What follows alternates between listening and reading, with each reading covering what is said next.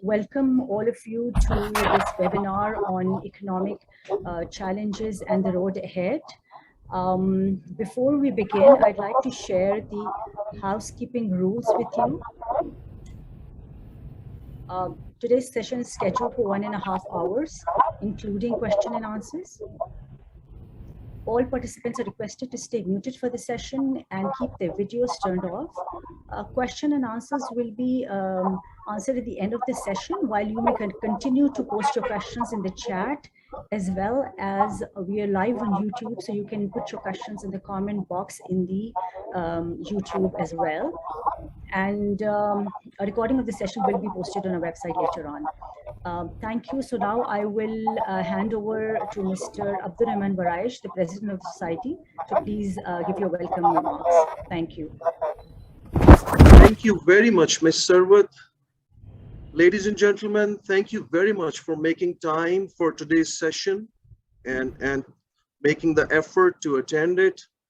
CFA Society, as you know, it's our mission to spread more knowledge and information and enable more debate and deliberations and dialogue regarding the burning economic and financial issues of the country, so that hopefully professionals from both public and private sector and the public in general can benefit. So I, with great pleasure, welcome all of you to today's webinar, which is titled Economic Challenges of Pakistan and the Road Ahead. And we're honored to have a panel of highly qualified, accomplished, and esteemed experts with us. And I'm sure you're going to learn a lot and thoroughly enjoy this session. We are expecting Dr. Waqar Masood to join us very soon. He's one of the best known bureaucrats and public financial managers in the country. He has been the Federal Finance Secretary for many years. We have Mr. Muhammad Arif Habib, Chairman of Arif Habib Limited, one of the most successful businessmen in the country. We have Mr. Muhammad Ali Tabba, CEO of Lucky Cement Limited, again, one of the most successful businessmen in Pakistan. And we have with us Mr. Asif Peer, who is the nothing new to Pakistan, getting back to the IMF, getting conditions, inflation and everything that we all know that very well. But we know this crisis is kind of unprecedented in nature in a way because of the political and economic crisis both are happening at the same time. Now, this is a unique case of this, and we had a similar crisis in 1998, 2008, and at that time there was not such a political crisis. There was ownership taken by the sitting government on that, and then steered that out from the crisis, IMF and everything. But right now there was a case of nobody taking the ownership. So finally, the new government is assuming the ownership and taking the tough decisions where they're losing the popularity and all that. But in that process, the economy is steering towards a stable path. But on top of it, there is another. Ali, sorry to interrupt. A lot of people are complaining that the voice is a little low. So can you please speak up a little bit? Yeah, thank you. Sure. Just a second. If I could.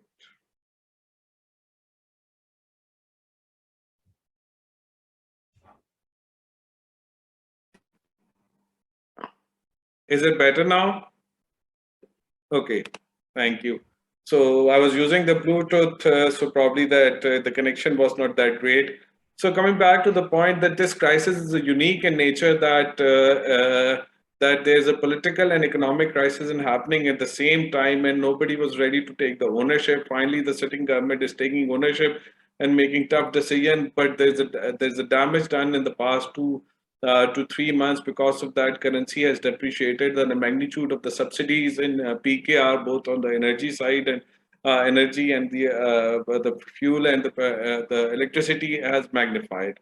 So things can get in control, things can get better, but on top of it, because of there's a global crisis going on as well. So we had COVID, then there is a commodity super cycle after COVID, where all the commodities coincided into a super cycle, That's a rarity. And after that, when the global economy was steering through that, there's a Ukraine war, and Ukraine and Russia are the main supplier of the food commodities and oil and gas. And because of the sanctions and the ongoing war, so that has exacerbated the problem. And now the commodity super cycle has gone into the super hot cycle. And because of that, the countries like Pakistan in a severe financial stress. We have seen one country in the neighbor defaulted, and they're going through a very severe pain. We have seen Lebanon going through a very difficult time. We have seen Argentina going through another crisis. And then, if things would sustain for the next 6 to 8 months or more for at this price level, and the Ukraine war to continue, the oil and other commodity prices to remain at this super cycle, there would be a few dozen countries who would become close to the default, and maybe a dozen or 2 dozen countries would actually get default.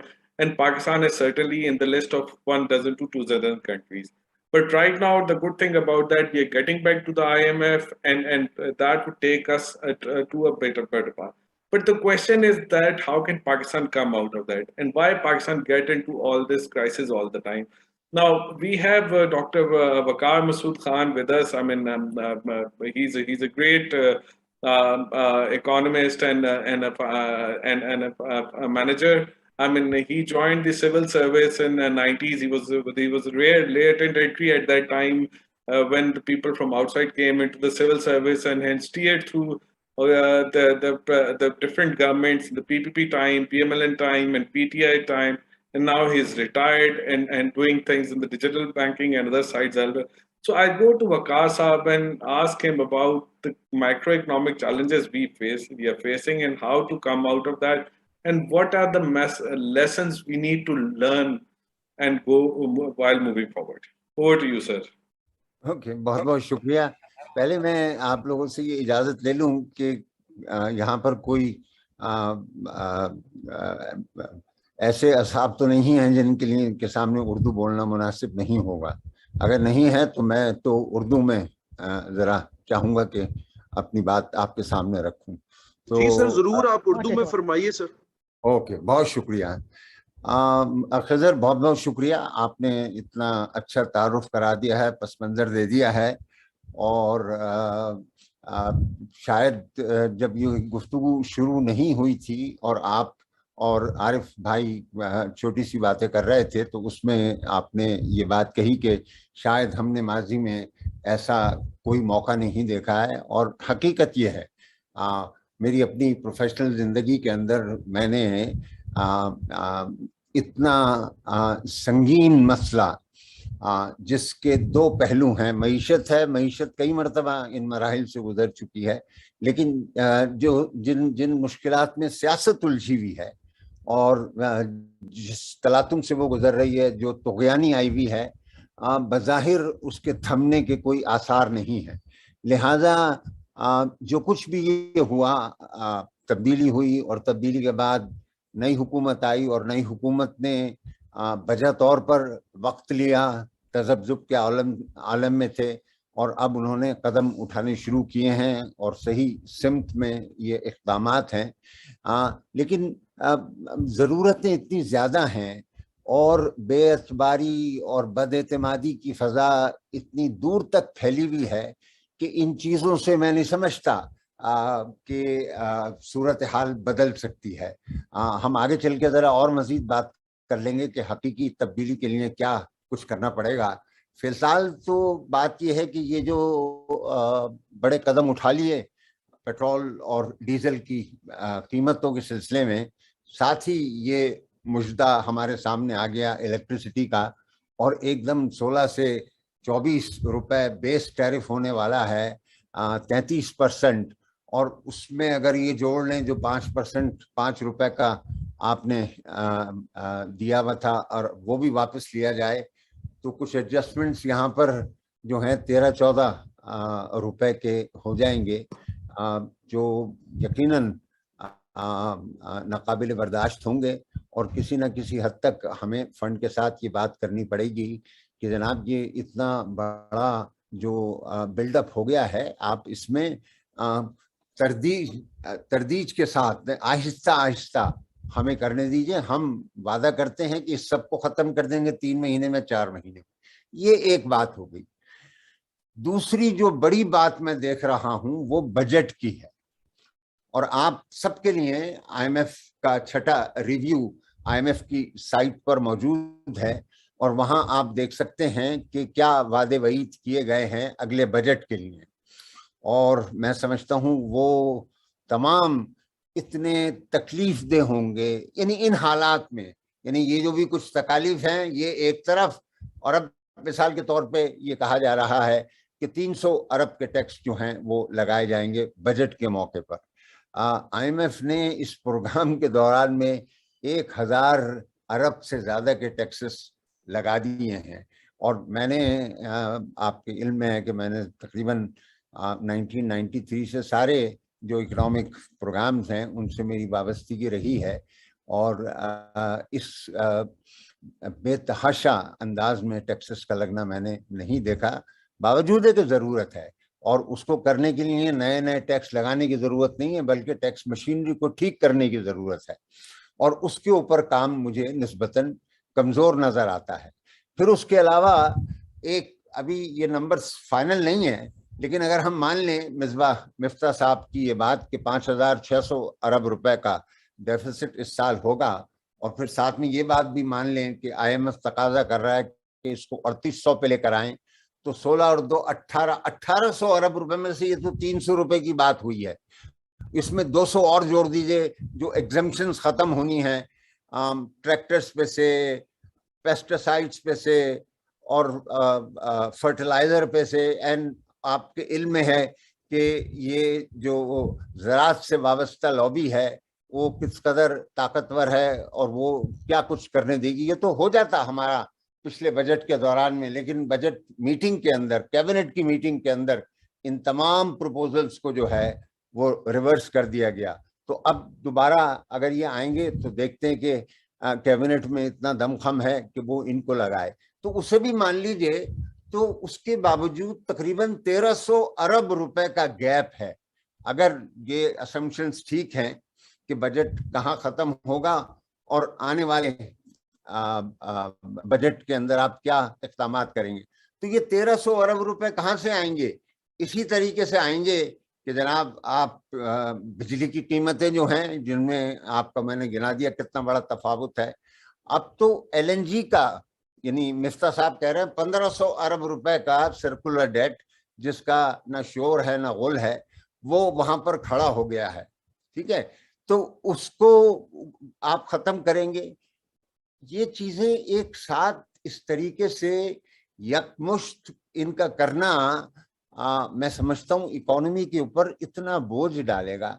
अच्छा, आप ही में से लोग बातें कर रहे थे, बल्कि शायद अभी खिज़र साहब ने कहा, और मैं एक वीडियो भी देख रहा था, कम से कम 12 मुमालिक जिनके अंदर मिस्र भी शामिल है, इस मकाम पे खड़े हैं कि उनके पास ग़िज़ाई किल्लत होने वाली।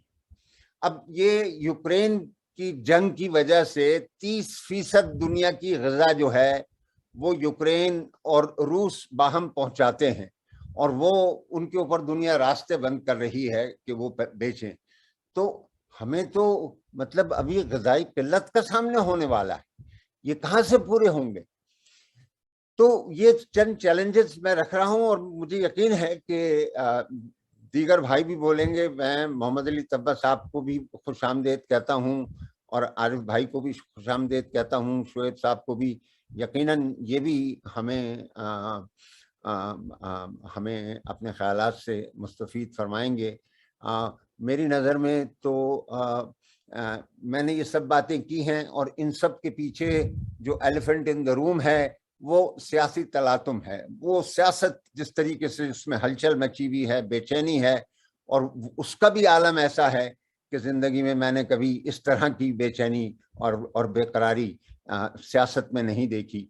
तो उसके जो असरात इन सारी चीज़ों पे पड़ेंगे, वो भी एक हमारे सामने चैलेंज होगा। ये चंद मुख्तसर बातें मैं आपके सामने रखता हूँ, और सवाल और जवाब में कोई ना कोई मजीद इजाफा हो जाएगा। बहुत बहुत शुक्रिया Ali Khizar. Thank you doctor साहब, बहुत बहुत बहुत तफसील के साथ और बड़ा आपने वाज़ेह तौर पे ये सारी बातें की। और ये जो सियासी तलातुम जिसकी आप बात कर रहे हैं, और जब आप इसके साथ ये ग़ज़ाई किल्लत जो आप दुनिया की बात करते हैं, 30% तो 12 ममालिक जो इसमें हैं, तो ये तो दुनिया के अंदर भी एक सियासी तलातुम और एक अजीब किस्म की सूरत हाल ले आएगा, और ये चीज़ें दुनिया में बहुत इससे ख़राब हो सकती हैं अगर ये जंग ना हो। और पाकिस्तान के अंदर तो यहाँ पे वैसे ही कुछ चीज़ ठीक नहीं हो रही, तो बहुत ही खतरनाक हालात है, बहुत ही खतरनाक हालात हैं। लेकिन ये है कि हम अगर दुनिया को तो कुछ नहीं कर सकते, बट अपने मुल्क का कर सकते हैं। तो हम अगर सियासी तलातुम को कम करने के ऊपर किस तरह से काम किया जा सकता है? तो वक़ार साहब, आप ये बताइए, आपका जो तजुर्बा है, चूंकि आपने जल्दी जाना है, तो मैं पहले चाहूंगा एक आधा सवाल आपसे कर लूं कि ये सियासी तलातुम को हम किस तरह ठीक कर सकते हैं? जैसे आपने कहा कि ये मुआशी बहरान हम पहले भी 2-3 दफा देख चुके हैं और इसी नौयत का देख चुके हैं, इससे तो निकला जा सकता है। बट ये सियासी तलातुम और ये दोनों जो मिल गए हैं, इस तूफान से हम कैसे हैंडल करेंगे? कौन सी पावर है जो पाकिस्तान में इससे हमें हैंडल करने में मदद दे सकती हैं, और क्या हमें अगले 4 महीने में हालात रखने चाहिए कि जिससे ये चीजें बेहतर हो जाए? उमर भाई, मेरी गुजारिश ये होगी, मैंने 5:20 पे जाना है, तो आप चंद साथियों को और गुफ्तगू अच्छा करने दें और उसकी अच्छा, रोशनी में मैं आपकी इस बात का जवाब दे दूंगा। चले चले जी, आप इस सवाल को अपने तक रखें। आई थॉट आपने 450 पे जाना नहीं था। नहीं नहीं। अच्छा, नहीं, मेरी माय बैड। तो जी, अब मैं आरिफ साहब आपके पास आता हूँ। सो आरिफ साहब, मतलब ये जो मैक्रो इकोनॉमिक चैलेंजेस के बारे में जो वकार साहब ने बात की है, और आपसे भी थोड़ी देर पहले प्रोग्राम शुरू होने से पहले बात हो रही थी कि 90s के अंदर भी हम इसी तरह का क्राइसिस देख चुके थे, और शायद के शुएब साहब ने बताया कि 1996 में 19.5% इंटरेस्ट रेट भी आए थे। तो उनसे हम निकल के आए, और फिर 2000 की दिहाई में पाकिस्तान ने अपने ग्रोथ का वो सुनहरा दौर देखा जो उससे पहले शायद 60s में देखा था, 2003 से 2007 के अंदर। और इकोनॉमी खुली, टेलीकॉम डीरेगुलेट हुआ, आरसीपी जैसी कंपनीज जो हैं इनकी जबरदस्त ग्रोथ हुई, बैंकिंग सेक्टर डीरेगुलेट हुआ। आप खुद फाइनेंशियल इंडस्ट्री से हैं, आपने इतनी ग्रोथ हुई कि आप और तरह के कारोबारों में चले गए। तो ये क्या हमारे पास कोई उम्मीद की किरण है? Is there any light at the end of the tunnel? I think ये तो सारी जो चैलेंजेस हैं उसको आपने भी इनोग्रेट किया और डॉक्टर साहब ने भी जो है वो बहुत सही तरीके से उसको किया है। और जो आपका सवाल है कि क्या कोई उम्मीद की किरण है, तो उसके लिए ज़ाहिर सॉल्यूशंस तो जो है वो हैं, और उसको जो है वो टफ फैसले करने की ज़रूरत है। क्योंकि इस वक्त हम देखते हैं तो सबसे बड़ा मसला तो ज़ाहिर है करंट अकाउंट डेफिसिट का है हमारे पास। और उसके साथ साथ जो है वो इन्फ्लेशन है। इन्फ्लेशन दुनिया भर में जो है कमोडिटी का सुपर साइकिल जो चल रहा है, जिसका आपने भी जिक्र किया। लेकिन साथ साथ हमारे यहाँ मीडिया जो है वो ये बात नहीं करता कि लोगों के इनकम्स भी बढ़ी हैं। मैं नंबर्स ये देख रहा था कि हमारा जो नॉन रेजिडेंट पाकिस्तानीज जो रेमिटेंसेस भेजते हैं, ये पहले $20 बिलियन 105 रुपये से आता था, या 100 रुपये से अगर हम लें तो ये 20 ट्रिलियन जो है, रादर 2 ट्रिलियन बनता था। और अब वो $30 बिलियन जो है वो 200 रुपये से आ रहा है, तो वो 2 ट्रिलियन अब 6 ट्रिलियन हो गया है। तो इसका मतलब ये है कि कोई बाहर 9 मिलियन नॉन रेजिडेंट पाकिस्तानीज हैं और उनकी फैमिलीज को वो यहाँ पैसे भेजते हैं। अगर हम 5 से मल्टीप्लाई कर दें उसको, तो 5 करोड़ की आबादी हुई जिनके पास ये 3 टाइम्स पैसा जो है, जहाँ 2 ट्रिलियन आता था 2 साल पहले, अब उनको जो है वो 6 ट्रिलियन उनके हाथ में आ रहा है। तो हम देख रहे हैं कि चीज़ें महंगी हुई हैं, उसके बाद भी क्वांटिटीज में जो है वो कमी नहीं हुई। इसी तरह एग्रीकल्चर की अगर हम बात करें तो कहा जाता है कि कोई 1 ट्रिलियन रुपया उनको एडिशनल जो है वो पैसा गया है। इनकी जो है वो प्राइसेस बढ़ी हैं और कुछ जो है वो प्रोडक्शन भी बढ़ी है। तो वहाँ हम कहते हैं कि 50% ऑफ द पॉपुलेशन जो है वो इसमें एग्रीकल्चर में जो है वो इन्वॉल्व है। तो 50% मतलब 10 करोड़ लोग वो हो गए। फिर उसके बाद कंस्ट्रक्शन की एक्टिविटी बढ़ी है, उसमें जो है वो वेजेस वगैरह जो है वो बढ़े। कुछ परसेंटेज ऐसी है कि जो बहुत ज़्यादा जो है वो डिफ़िकल्टी में है।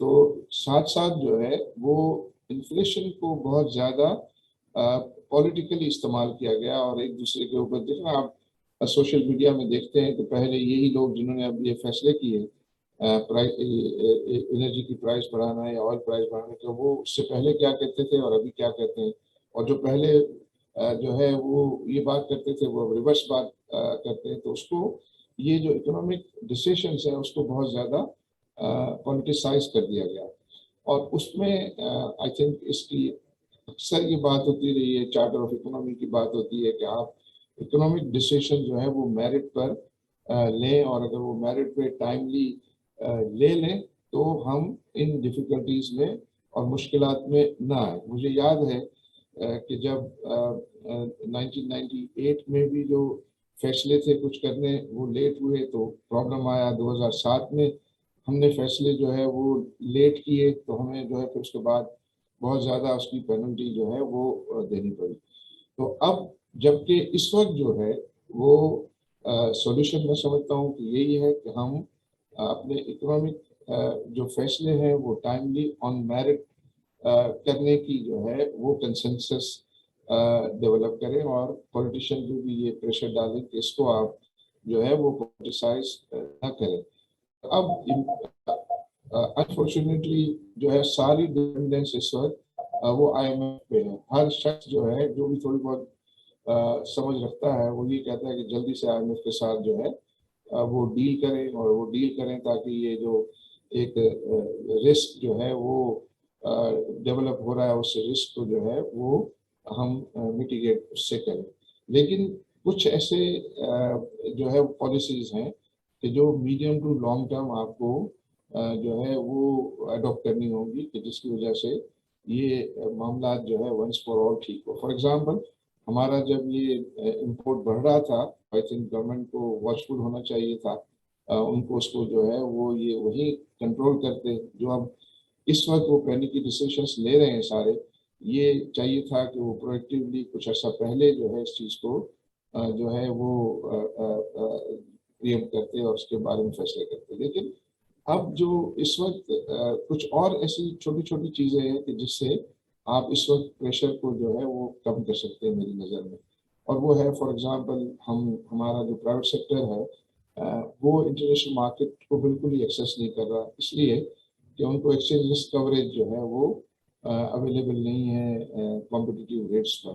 तो गवर्नमेंट अपनी बैलेंस शीट पे वो फॉरेन एक्सचेंज लेता है, बोरो करता है, और फिर ये सब उनकी नीड्स के लिए, इन्वेस्टमेंट नीड्स के लिए उनको दे रहा होता है और अपनी बैलेंस शीट के ऊपर बोझ डाल रहा होता है। जबकि बहुत सारे ममालिक ऐसे हैं बशमूल इंडिया के कि उनका प्राइवेट सेक्टर जो है वो डायरेक्टली इंटरनेशनल मार्केट को एक्सेस करता है। तो मैं समझता हूँ कि उससे इमीडिएट आपके ऊपर से जो है वो प्रेशर कम हो जाएगा और गवर्नमेंट की अपनी बैलेंस शीट पे लोड जो है वो कम हो जाएगा। फिर मुख्तलिफ जो और टूल्स हैं, जैसे इंडिया ने अपने रिजर्व्स में जो है ये डॉलर बॉन्ड्स गोल्ड बॉन्ड जो है वो इशू करके उसमें उसको काफ़ी अपने रिजर्व्स को जो है वो बिफर किया था। या जो अभी हमारा स्कीम जो रिसेंटली थी रोशन डिजिटल अकाउंट वाली, ये भी आई थिंक इंडिया ने बहुत पहले जो है अर्ली 90s में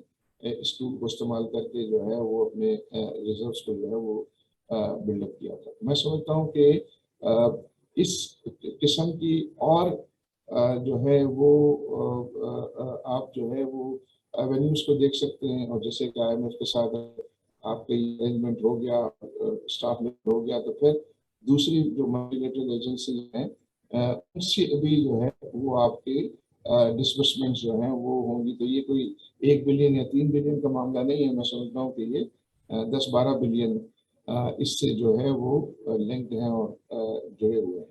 तो नंबर 1 मुझे लग रहा है कि एक तो बेसिक फैसला ये करना है कि क्या हम जो कॉस्ट है वो हम यूजर्स को पास ऑन करें, और खासतौर पे वो यूजर्स के जो इसको अफोर्ड कर सकते हैं। जो नहीं कर सकते उसको वो जो टारगेटेड सब्सिडी की बात आती है उसके लिए कोई सही मैकेनिज्म जो है वो बनाया जाए और उस पर जो है मेहनत की जाए और काम किया जाना चाहिए। और जहाँ तक ये करंट अकाउंट डेफिसिट है इसको संभालना है, और इसमें ये बिल्कुल हमारे कलीग जो है वो मोहम्मद अली अक्सर कहते हैं कि हमें जो है ये हमारा माइंडसेट को चेंज करना होगा कि हम एक्सपोर्ट जो है वो माइंडसेट बनाएं कि हम जो है वो ज़्यादा से ज़्यादा जो है वो एक्सपोर्ट पे तवज्जो दें। मैं समझता हूँ कि उसमें एक्सपोर्ट में अगर कोई सब्सिडीज भी देनी पड़ती है तो दें, क्योंकि मैं समझता हूँ कि अगर हम इंपोर्ट के लिए डॉलर्स देते हैं तो गवर्नमेंट को ऑन दी एवरेज 31% का रेवेन्यू मिलता है। तो अगर एक्सपोर्टर जो है वो डॉलर ला के आपको कमा के देता है, तो अगर वो 10-15% आप उनको अगर सब्सिडी भी देनी पड़े तो आप 10-15% पे डॉलर खरीद के 31% में बेचें, तो उससे आपका जो है वो इस किस्म के टूल्स को समझना। बट अनफॉर्चुनेटली हमारे पॉलिटिशियंस की कैपेसिटी का भी इशू है, उनकी जो है वो अंडरस्टैंडिंग का भी इशू है और इनकी करेज का भी जो है वो इशू है कि सही चीज़ को सही समझना और उसको जो है वो इम्प्लीमेंट करना। तो इस किस्म की जो चीज़ें कि हम शॉर्ट टर्म में जो है वो क्या मेजर्स लें कि जिसकी वजह से ये जो इस वक्त खौफ और फियर का माहौल है। कल हम परसों अंकारा में बैठा हुआ था, वहाँ मेरे साथ सारे और इंडस्ट्रियलिस्ट भी बैठे थे। मैंने एक एक सबसे पूछा कि आपके बिजनेसेस कैसे चल रहे हैं, तो उन्होंने कहा बहुत अच्छे चल रहे हैं, हम अच्छे प्रॉफिट्स कर रहे हैं और बिल्कुल ठीक है, लेकिन हमको हालात अच्छे नहीं लगते। तो वो ऐसा लोगों में फियर हो गया है कि पाकिस्तान खुदा न खास्ता जो है वो कोई बहुत जल्द डिफॉल्ट की तरफ, ये जो इम्प्रेशन है ये बहुत ज़्यादा मैं समझता हूँ कि नुकसानदेह है। इसको एड्रेस करना और इसमें तमाम हमें पॉलिटिकल जो फोर्सेस हैं उनको भी ये कहना है कि भाई आप जो है वो ज़रा अकल के नाखून लें और ऐसी बातें न करें कि जिसकी वजह से जो है लोगों का एतमाद जो है वो मुतज़लज़ल हो पाकिस्तान की इकनॉमी। तो पाकिस्तान की एक मतलब हमारी साइजेबल इकनॉमी है, ग्रोथ रेट जो है वो हमारा अल्हम्दुलिल्लाह ये 2 साल में ठीक रहा है, रेमिटेंसेस बढ़े हैं, एक्सपोर्ट बढ़े हैं, ये सब जो पॉजिटिव्स भी जो है वो हैं। कंपनीज की प्रॉफिटेबिलिटी इम्प्रेसिव हैं, सब वो ठीक चल रहे हैं। तो ये एक जो इशू है आई बिलीव के करंट अकाउंट डेफिसिट का, उसको जो है वो करें। और फिर ये जो हाई इंटरेस्ट रेट हुए हैं, आखिरी बात मेरी करूँगा फिर मैं मौका दूंगा, और कि ये मैं मुख्तलिफ मुल्कों को देख रहा था कि रियल इंटरेस्ट रेट जनरली सब नेगेटिव है, और पाकिस्तान ये कोशिश करता है कि रियल इंटरेस्ट रेट जो है वो पॉजिटिव रख के इतनी उन्होंने हाई रेट्स रखे हुए। मैं समझता हूँ कि उनको चाहिए कि IMF के साथ सही डायलॉग करें और इस पॉसिबिलिटी को भी देखें कि हम दुनिया में। फिर दूसरा भी मैं पढ़ रहा था कि IMF के हेड के स्टेटमेंट था कि तमाम मुल्कों को चाहिए कि फूड सब्सिडी दें अपनी और एनर्जी सब्सिडी दें। ये 2 चीज़ें की वो बात कर रहे हैं, लेकिन हमें वो जो है वो प्रेशराइज कर रहे हैं इन चीज़ों के लिए। तो मैं समझता हूँ कि वहाँ भी जो है एक नेगोशिएशन स्किल जो है उसकी ज़रूरत है और उसमें उनसे जो है वो सही डायलॉग करने की ज़रूरत है। शुक्रिया। ठीक है जी, बहुत शुक्रिया आरिफ साहब आपका। कुछ बातें इन्होंने बड़ी एक चूंकि उसमें एक मीडिया का रोल जो है वो बड़ा नेगेटिव रहा है। 2 रुपए कीमत बढ़ती थी पेट्रोल की, पेट्रोल बॉम्ब बॉम्ब बॉम्ब, ये और आज से नहीं, ये पहले 2013 से 18 में इमरान खान और मीडिया पूरा बोलते थे। फिर पिछले 1-1.5 साल में जब ये इतना एक बहरान चल रहा था, कोविड, फिर उसके बाद सुपर साइकिल, तो इतना मीडिया बोल के ये नाअहल है, ये इनकॉम्पिटेंट है, ये सिलेक्टेड है, इनको निकाल के आप आ गए और अब आप वो सारे टफ मैयर्स आपको भी लेने पड़ रहे हैं। तो मीडिया तो कहेगा भाई आप हमें किस चीज पे लेके आए थे, ये करें। तो पहले तो हमारे मुल्क की पॉलिटिक्स ठीक होनी चाहिए, बट हमारे मुल्क के जब इशू ही इकोनॉमिक्स है, एक बेसिक इकोनॉमिक फंडामेंटल आप क्राइसिस से ही नहीं निकल पाते, और आपकी आधे बच्चे अभी स्कूल नहीं जाते, और आप मीडिया की रेटिंग देखें तो वो जो लोग मीडिया देखते हैं उनके तो ये इश्यूज हैं, वो ये देखेंगे। तो ये एक बड़ा बुनियादी सवाल है कि मीडिया को किस तरह ठीक किया जाए, क्या किया जाए, और पॉलिटिशियन को किस तरह दूर किया जाए। दूसरा आपका बड़ा अच्छी बात थी कि जी सेंटिमेंट्स के कारोबार अच्छा चल रहा है, हालात ठीक नहीं है, तो सेंटिमेंट्स जो होते हैं वो बड़े जरूरी होते हैं, उनको बड़ा बेहतर करने की जरूरत है वो कैसे किया जाए, फिर एक्सपोर्ट्स की, और आपने गवर्नमेंट की बैलेंस शीट की बात की। तो मैं अब अली तबा साहब के साथ जाता हूँ। तबा साहब जो है मतलब ये पाकिस्तान के एक बड़े अच्छे बिजनेसमैन है। इनकी फैमिली ने टेक्सटाइल का कारोबार शुरू किया, पहले ट्रेडिंग करते थे, फिर उसके बाद जनाब ये इन्होंने फैक्ट्रियां लगाई, एक्सपोर्ट हुई, फिर उस एक्सपोर्ट से जो उन्होंने कमाया तो उन्होंने डोमेस्टिक इंडस्ट्री में लगाया, सीमेंट फैक्ट्री लगाई, फिर पाकिस्तान से बाहर कई सीमेंट फैक्ट्रियां लगा चुके हैं, फिर उसके अलावा आप गाड़ियों का कारोबार कर रहे हैं लकी मोटर्स के नाम से, उसमें भी, और फिर इन्होंने आईसीआई को खरीदा। अगेन बहुत सारे बिजनेसेस ऐसे हैं जो इनके डोमेस्टिक हैं और जो शुरू में जिससे बने वो टेक्सटाइल का उस बिजनेस से था, और अब रियल एस्टेट में भी हैं ये। तो अब पाकिस्तान में वर्ल्ड बैंक की एक रिपोर्ट आई है कि हम इंपोर्ट सब्स्टिट्यूशन को इतना प्रोटेक्ट करते हैं, इतना प्रोटेक्ट करते हैं कि वो एक्सपोर्ट को सब्स्टिट्यूट कर देती है, कि कारोबार को एक्सपोर्ट करता नहीं, इंपोर्ट पे सब्स्टिट्यूशन पे आता है। जब इंपोर्ट सब्स्टिट्यूशन पे जाता है वो कंजम्पशन बढ़ाता है। फिर आपने बात की रेमिटेंसेस बढ़ती है, रेमिटेंसेस बढ़ती हैं तो वो डच डिजीज कर देता है, वो डिमांड करता है, वो डिमांड से इंपोर्ट आती है, इंपोर्ट सब्स्टिट्यूशन का बिजनेस आता है। तो ये पूरा स्ट्रक्चर ही कुछ इसमें उसमें मसले हैं। स्ट्रक्चर पे बात करें, सेंटिमेंट्स पे बात करें, और कैसे एक्सपोर्ट बढ़ाई जा सकती है, और हुकूमत को आगे इसमें क्या करना चाहिए। तो बस आप थोड़ा बताइए। Thank you Ali. देखिए, आरिफ साहब ने और डॉक्टर वकार साहब ने आपको बताया कि जो आजकल के जो हालात है ना, वो तो आप उसको आप अवॉइड नहीं कर सकते हैं। उसमें आप एक टफ डिसीजन ले के और आप एक स्ट्रक्चरल रिफॉर्म की तरफ आपको आगे बढ़ना पड़ेगा। और जब तक कि हम ये स्ट्रक्चरल रिफॉर्म्स नहीं करेंगे, और स्ट्रक्चरल रिफॉर्म्स होता है कि चार्टर इकोनॉमी की आजकल काफी बातें हो रही है, बिकॉज जब तक कि आप और पॉलिटिकल पार्टीज अग्री नहीं करेंगे कि हमें इस मुल्क में और इस मुल्क की मईशत के साथ हमें करना क्या है, एक विजन तो होना चाहिए ना। मतलब हर पॉलिटिकल पार्टी 5 साल के लिए आती है, आते ही सीधा वो पहले कोशिश करती है कि ग्रोथ की तरफ जाए। जैसे ही ग्रोथ एक्सीड करती है 3% के ऊपर, करंट अकाउंट डेफिसिट आ जाता है। और एग्जैक्टली यही पिछले 20 साल से मैं ये देख रहा हूँ पाकिस्तान में, कि पॉलिटिकल गवर्नमेंट आती है, वो पिछले गवर्नमेंट को ब्लेम करती है कि वो पीछे सारा वो मसले छोड़ के चले गए। वो आते हैं 1-2 साल रिफॉर्म्स करते हैं, फिर वापस ग्रोथ की तरफ जाते हैं, वही 6% ग्रोथ, वही करंट अकाउंट डेफिसिट। आप देख लें पाकिस्तान का, जहां 3-3.5% के ऊपर ग्रोथ जाती है, वहां पे करंट अकाउंट डेफिसिट आपका किक इन हो जाता है।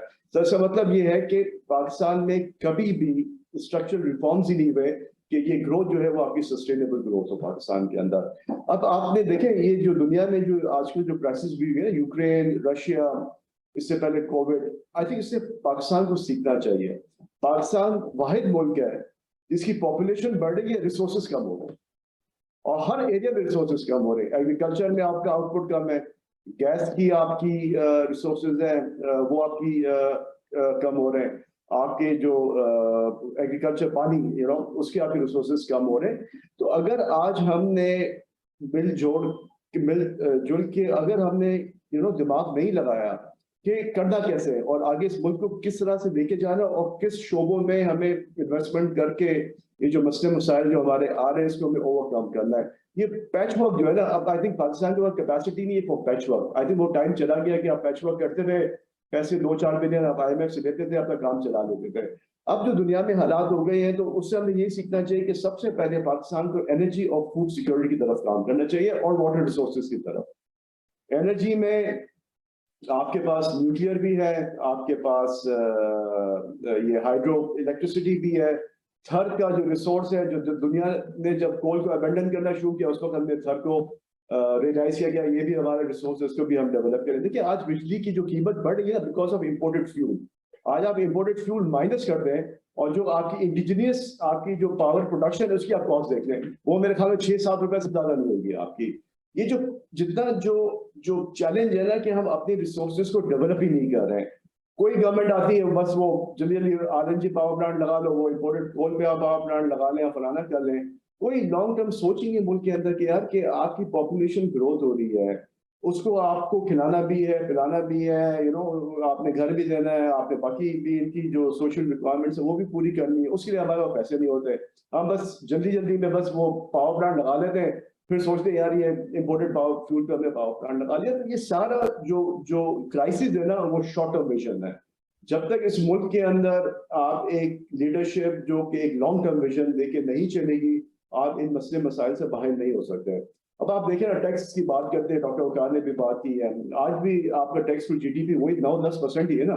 वो आपकी रुपए में आपकी करेंसी डीवैल्यू हो रही है, टैक्स कलेक्शन बढ़ रहा है, बट रियल टर्म में तो परसेंटेज तो वही है आपकी, जो पिछले कई सालों से वही कम होती जा रही है। तो पाकिस्तान में क्यों आप जो सेक्टर्स हैं उनको आप टैक्स नहीं करते? भले आप कम टैक्स करें, चाहे वो एग्रीकल्चर हो, चाहे वो रियल एस्टेट हो, चाहे कोई और भी हो, अगर आप टैक्स नहीं करेंगे तो इवन आपको ये भी नहीं पता कि आपकी रियल जीडीपी क्या है, कितनी आपकी इकोनॉमी जो है वो ब्लैक इकोनॉमी है। वो सारा पैसा तो आपका एग्रीकल्चर में पार्क, एग्रीकल्चर से ड्राइव होता है, वो रियल एस्टेट पे पार्क हो जाता है, रियल एस्टेट से निकलता है, हवाले से पैसे बाहर चले जाते हैं। तो जब तक ये टैक्सेशन को आप लेजिटिमेट नहीं करेंगे, जब तक ये टैक्स रिफॉर्म्स नहीं करेंगे, जब तक ये आप टैक्स बेस नहीं बढ़ाएंगे और हर सेक्टर को टैक्स करें, चाहे 1% भी करें आप, बट डॉक्यूमेंटेशन करें इकोनॉमी की। जब तक डॉक्यूमेंटेशन नहीं होगी इकोनॉमी की, आपको पता ही नहीं चलेगा कि आपकी इकोनॉमी 300 बिलियन की डॉलर्स की है, 400 की है, 600 की है, कितने की है। तो उसकी जो रियल जो एनालिसिस वो बहुत करना जरूरी है। एक्सपोर्ट की बात करते हैं, आरिफ भाई ने भी बात की। देखिए पाकिस्तान के अंदर अभी अशफाक तोला साहब का स्टेटमेंट आ गया कि एक्सपोर्टर्स को आप सब्सिडी देते उसकी ऑडिट करें। मतलब दिमाग देखें पाकिस्तान में कि इतना शॉर्ट टर्म दिमाग है कि हम जब तक के करंट अकाउंट डेफिसिट को हम बैठ के रिजॉल्व नहीं करेंगे, अगर आप करंट अकाउंट डेफिसिट सॉल्व कर लेना, और कैसे सॉल्व करेंगे वो भी मैं आपको बताता हूँ। तो जब तक कि ये आप सॉल्व नहीं करेंगे और ये आईएमएफ और बाकी जितनी भी मल्टीलैटरल एजेंसीज के आप अपने कंट्रोल नहीं तोड़ेंगे ना, आप कभी भी इस मुल्क में तरक्की याफ्ता मुल्क आप नहीं बन सकते। सारी जिंदगी आपने पैसे मांगते रहेंगे, उसी से आप गुजारा करते रहेंगे और फिर कहेंगे यार हमें तो सॉवरेन स्टेट रहना। सॉवरेन स्टेट आप है ही नहीं। जो भी कहता है आज आप सॉवरेन स्टेट आप नहीं है, आज आईएमएफ को आप आंखें दिखा दें, वो कल पैसे नहीं देगा, आप वैसे ही घुटनों में चले जाएंगे। तो वो बात ना करेंगे आप सॉवरेन स्टेट है, बात ये करें कि सॉवरेन स्टेट किस तरह बन सकते हैं आप आगे जाके, वो हमारा माइंडसेट होना चाहिए। एक्सपोर्ट में आप बाहर से कर्जा लेते हैं, चाहे आप आईएमएफ से लें, चाहे आप बॉन्ड इशू करें या बाकी तरीके हैं आपके, उसमें आपको डॉलर भी वापस करना है, फिर आपने इंटरेस्ट भी वापस करना है। तो एक्सपोर्ट जब आती है प्रोसीड आपके पास, वो कन्वर्ट होती है रुपए में आ जाती है, ना उसमें आपको सूद देना है। अगर कोई गवर्नमेंट सब्सिडी देती है, और मैं तो कहता हूँ कि हर सेक्टर को एक्सपोर्ट के अंदर सब्सिडी देनी चाहिए, और आईटी सेक्टर में, टेक्सटाइल में, और जो भी सेक्टर जो भी एक्सपोर्ट करता हो सब्सिडी दें आप। जब तक कि हम एक्सपोर्ट बेस को डाइवर्सिफाई नहीं करेंगे, और जब तक कि हम एक्सपोर्ट को 40-50 बिलियन डॉलर पे लेके नहीं जाएंगे या 60 बिलियन तक, ये मसले मसाइल आपके हल ही नहीं होंगे पाकिस्तान के अंदर। मैं आपको एक छोटी सी एग्जांपल देता हूँ, कॉन्गो की बात करता हूँ। गरीब मुल्क है, दुनिया से बहुत पीछे है। आज वहां से तकरीबन 1.5 मिलियन टन कॉपर एक्सपोर्ट होता है, गोल्ड एक्सपोर्ट होता है, बाकी नेचुरल रिसोर्सेज एक्सपोर्ट होती हैं। उस मुल्क के अंदर में अगले 5 साल में उनकी एक्सपोर्ट जो सिर्फ माइंस एंड मिनरल से 30 बिलियन डॉलर है। हमारा रिको डेट पड़ा हुआ है पिछले 72 साल से, 1 रुपए का हमने वहां से कुछ भी एक्सप्लोर नहीं किया। मैं आरिफ भाई ने मिलकर पूरी गवर्नमेंट की हमने हेल्प की, हमने सारे मसले मसाइल हल करके दिए गवर्नमेंट को। इन्होंने प्राइवेट सेक्टर को जो है वो बिल्कुल ही मक्खी की तरह, नहीं आटे में मक्खी आदमी से हटा दिया इन्होंने। वो समझते हैं कि प्राइवेट सेक्टर कर्ज है, इनको ये नहीं पता कि private sector is the solution to all the problems of Pakistan. मैंने तो ये भी कहा फौज को जाके यार कि आपने ब्यूरोक्रेट को भी गवर्नमेंट दी है, आपने पॉलिटिशियंस को भी दी है, आपने खुद भी चलाए, बिजनेसमैन को भी दे मुल्क चलाने के लिए। आप देखें कि बिजनेसमैन किस तरीके से मुल्क को चला सकता है। जो प्रॉब्लम अब बिजनेसमैन रखता है ना मुल्क के अंदर, बिकॉज उनका लॉन्ग टर्म स्टेक है, वो कोई भी नहीं रखता है यहाँ पे पाकिस्तान के अंदर। तो ये सारा एक माइंडसेट का भुगतान है कि किस तरीके से लिक्विडेट पड़ा हुआ है। लिक्विडेट की जो एक्सपोर्ट पोटेंशियल है ना, अब सिर्फ लिक्विडेट की 15 बिलियन डॉलर है साल की, आपकी 15 बिलियन डॉलर, ये आपका करंट अकाउंट डेफिसिट है। आज आप ये अगर ये एक्सप्लोर कर चुके होते ना, ये सुप्रीम कोर्ट वगैरह के डिसीजन नहीं आए होते अगेंस्ट ऑल दीज प्रोजेक्ट्स जैसे प्राइवेटाइजेशन है, माइनिंग डेवलपमेंट है, आज आपके मसले मसाइल होते ही नहीं पाकिस्तान के। ये गलत डिसीजन होते हैं, ये गलत मीडिया की पोर्ट्रेइंग होती है, लोगों के दिमाग खराब किए जाते हैं कि बिजनेसमैन लूट है, चोर है, फलाना। तो हटा दे बिजनेसमैन को, आप खुद ही गवर्नमेंट को क्या सारे बिजनेस को दोबारा से नेशनलाइज कर दे, खुद ही चला ले बिजनेसमैन चोर है। तो ये माइंडसेट चेंज करने की जरूरत है कि जब तक माइंडसेट चेंज नहीं होगा, ये मुल्क में रिफॉर्म्स नहीं होंगे, ये मुल्क कभी भी तरक्की याफ्ता नहीं हो सकता, ये कभी भी आपकी सस्टेनेबल ग्रोथ पाकिस्तान के अंदर नहीं हो सकती है। एनर्जी के अंदर आपने फास्ट ट्रैक बेसिस पे रिन्यूएबल्स की तरफ जाना है, और अपनी जो इंपोर्टेड फ्यूल की जो आपकी जो रिलायंस है ना एनर्जी सेक्टर पे, वो अगले 5 साल में आपने पॉलिसी बनानी है कि हम एक भी पावर जनरेशन जो है वो इंपोर्टेड फ्यूल पे नहीं चलाएंगे। उससे अभी कितनी सेविंग है पावर की, आपको पता है? जितने जो गैस पाकिस्तान में जो बच गई ना, उसको खुदारा वो आप इंडस्ट्री के लिए रखें, रादर देन कि उसको आप चूल्हों में और पावर जनरेशन में और गाड़ियों में आप जाया कर दें। थोड़ी सी तो रिसोर्सेज रह गई, आपकी नई एक्सप्लोरेशन हो नहीं रही है, अब उसको भी आप डिप्लीट कर देंगे और पूरा गैस अगर आपको 10 साल बाद पाकिस्तान में इंपोर्ट करना है तो आप सोचो सही, आप इंपोर्ट का बिल किधर जाएगा आपका? क्या आप अफोर्ड कर सकते हैं या आप इंपोर्ट करना अगले 10 साल बाद नहीं कर सकेंगे? तो आज आप डिसीजन लेंगे तो आप अगले 4-5 साल में उस लेवल पर पहुंच सकेंगे कि जहाँ पे आपके जो रिफॉर्म्स है वो होना शुरू हो जाए। प्राइवेटाइजेशन की हमेशा बात होती है, हर गवर्नमेंट में बात होती है। मुशर्रफ साहब के बाद जब वो एक स्टील मिल का जो वाकया है वो बड़ा फेमस वाकया है, उसमें उसके बाद आप देखिए कोई मेजर प्राइवेटाइजेशन पाकिस्तान के अंदर नहीं हुई। इतनी रिसोर्सेज की कमी है, टैक्स कलेक्शन बढ़ता नहीं है, बट गवर्नमेंट के खर्चे और एसओईज के जो सारे नुकसान हैं वो ही अगर आप उसको ठीक कर देना तो उससे आपके ऑटोमेटिकली जो आपके पास जो पैसे बचेंगे वो अगर इस तरह की सिचुएशन पाकिस्तान में आती है तो सोशल सेक्टर को आप प्रोटेक्ट कर सकते हैं सब्सिडी के थ्रू, चाहे आप उनको फ्यूल में सब्सिडी दें, चाहे उनको आप राशन में सब्सिडी दें या किसी और एरिया में, ताकि गरीब तबका जो है इस मुल्क के अंदर जो बहुत बड़ा वल्नरेबल है उनको आपने प्रोटेक्ट करना ना जी। मतलब अमीर लोग और जो मिडिल क्लास है या अपर मिडिल क्लास है उनको तो फिक्र नहीं है कि पेट्रोल 250 रुपए का भी हो जाएगा, वो अफोर्ड कर लेंगे।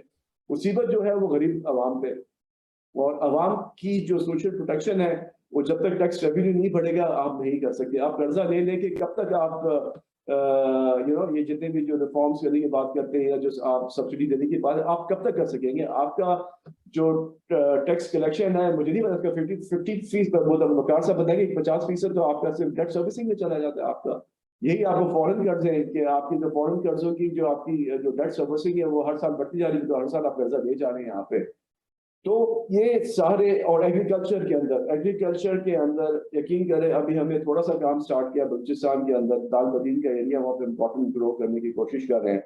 जमीन के अंदर आप 100 फीट से भी कम पानी है वहाँ पे, एक पूरी जमीन वर्जिन लैंड अवेलेबल है और जमीन के अंदर काफी पानी है। आई एम नॉट सेइंग कि पूरे बलूचिस्तान में होगा, बट सर्टेन एरियाज में जहाँ पे पानी अवेलेबल है वहाँ पे आप जो है इमीडिएट बेसिस पे, वाटर बेसिस पे आप उसकी डेवलपमेंट शुरू करें, ताकि जितनी भी आपकी जो इम्पोर्ट सब्स्टिट्यूशन है एग्रीकल्चर में, चाहे वो दालें हैं, चाहे वो पाम ऑयल है जिसके थ्रू आप सनफ्लावर और बाकी चीजें कर सकते हैं, कॉटन है, बाकी जो है तकरीबन 6 से 7 बिलियन डॉलर तक आपका एग्रीकल्चर इम्पोर्ट है। मतलब आपकी मुल्क की पॉपुलेशन बढ़ती जा रही है, आपकी मुल्क की कमाई कम होती जा रही है पर कैपिटा, और आप एग्रीकल्चर को अभी भी 6 से 8 बिलियन डॉलर आप खर्च कर रहे हैं इम्पोर्ट के अंदर।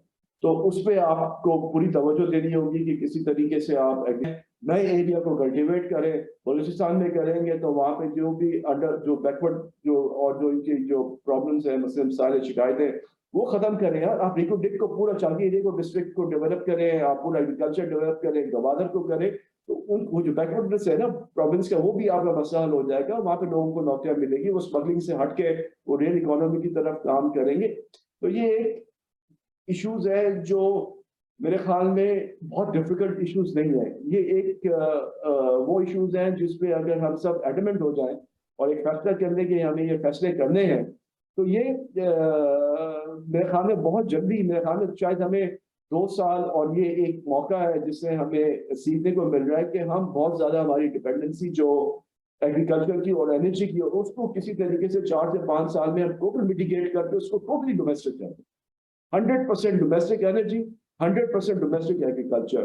अगर ये आप कर देंगे ना तो सारी जिंदगी आपका इन्फ्लेशन का जो प्रॉब्लम है और जो सोशल सेक्टर की जो चैलेंजेस है उसको हम ओवरकम कर देंगे।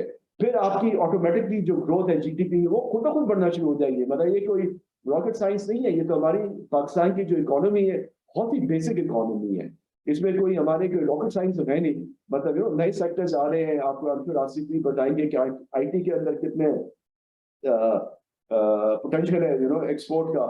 इसी तरीके से आप देखें कि हमने पिछली गवर्नमेंट में एक्सपोर्ट सेक्टर में आईटी के अंदर जो टैक्सेस थे उसको हमने जीरो करवाया। सर्विस सेक्टर एक्सपोर्ट में जो 29% टैक्स था, मतलब आप डॉलर एक आदमी डॉलर कमा रहा है उसको आप 29% पे टैक्स करें, उसको हमने कम करा के 1% पे लेकर आए। मैंने गवर्नमेंट को तजवीज दी है कि बाहर जो भी पैसा लेकर आता है मतलब कंपनीज है, डिविडेंड फलाना, उसको भी आप जो डॉलर अर्निंग है उसकी जो टैक्सेशन उसको आप 1% पे लेकर आए, ताकि मैक्सिमम डॉलर्स पाकिस्तान के अंदर इनफ्लो हो और लोग जो पैसा बाहर रख रहे हैं ना, उसको डिस्करेज करने के लिए आप ओवरऑल जो डॉलर अर्निंग की जो टैक्स परसेंटेज है उसको कम कर दें, ताकि जो बोरो कर रहे हैं आप 6-7% में, उससे अच्छा आप जितने भी पाकिस्तानीज हैं जो कर रहे हैं और बाहर से डॉलर लाना चाहते हैं वो 1% में लेकर आए, ताकि आपका करंट अकाउंट का भी मसला हल हो, यहाँ पे भी आपके जो मसले मसाइल है उसके भी आपके पास सोल्यूशन आपका निकल आए। तो मैं सिर्फ एट द एंड ये कहना चाहता हूँ कि charter economy is a must going forward, and with charter economy structural reforms का जो है ना का जो करना है वो बहुत ही जरूरी है। आई थिंक अब हमारे पास हमारी जो कैपेसिटी थी ना बोरिंग की वो भी अब लिमिट होती जा रही है आपकी। तो ये सब अगर हम सामने रखते हुए अगर अच्छे फैसले करने शुरू करें, मैं आपको यकीन करता हूँ कि विद इन 3 to 5 years पूरा नक्शा पाकिस्तान में बदल सकता है। Thank you. थैंक यू जी। ये 3 से 5 साल में ये पाकिस्तान का नक्शा बदल सकता है, जबकि हम तो 30-40 साल में ये नीचे ही जाते देख रहे हैं और ये सारी बातें सुन रहे हैं जो बातें हो नहीं पा रही हैं।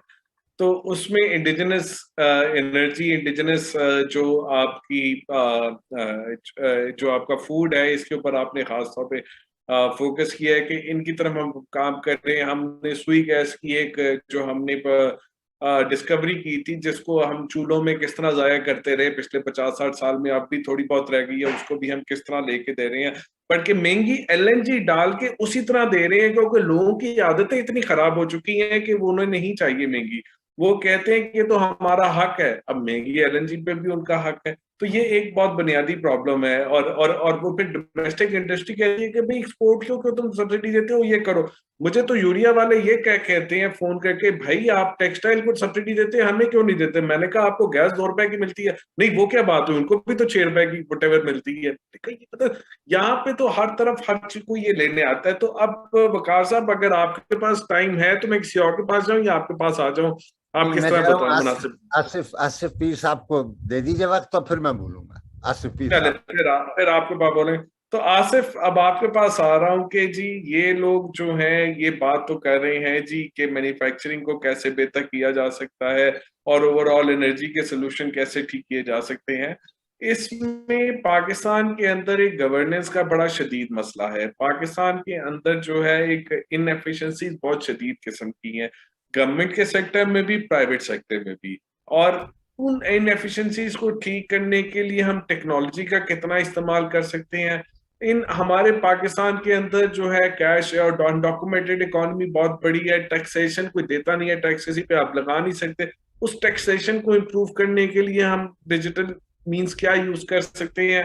हमारे यहाँ करेंसी इन सर्कुलेशन छत फाड़ के निकल गई है, 40% है इस वक्त मॉनेटरी एसेट्स के, जबकि दुनिया भर में वो 10-12% होती है। पाकिस्तान में वो 30% है मॉनेटरी एसेट के, और पाकिस्तान में 22% होती थी। अगर हम उसको 22% पे लाने तो 2 ट्रिलियन रुपीस हमारे मार्केट में निकल आते हैं, और उसकी वेलोसिटी को डाल के 4-5 ट्रिलियन रुपए की एक हम इंजेक्शन कर देते हैं, जिससे रेट वगैरह सब कुछ कम आ सकते हैं। हम टेक्नोलॉजी को कैसे इस्तेमाल कर सकते हैं? फिर पाकिस्तान के अंदर जो है पॉपुलेशन जो है उसमें तो वो एजुकेशन नहीं है। हम कौन सी वो एजुकेशन के टूल्स है टेक्नोलॉजी को यूज करके जो उन्हें स्पेसिफिक वो टूल सिखा सके और उसकी तरफ जा सके। और फिर जो मेरी आपकी बात होती रही है पहले और आज, कि आप लोगों की इंडस्ट्री में एक इस वक्त बहुत बड़ा फुकतान है अच्छे लोगों का, जबकि हाफ बेक सोल्यूशन बहुत आ रही है, तो कैसे वो बूट कैंप करके वो ठीक है चीज कर सके।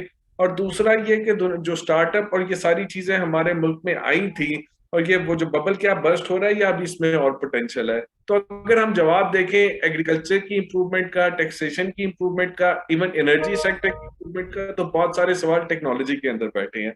और आप टेक्नोलॉजी के एक एक्सपर्ट हैं और एक IT कंपनी चला रहे हैं।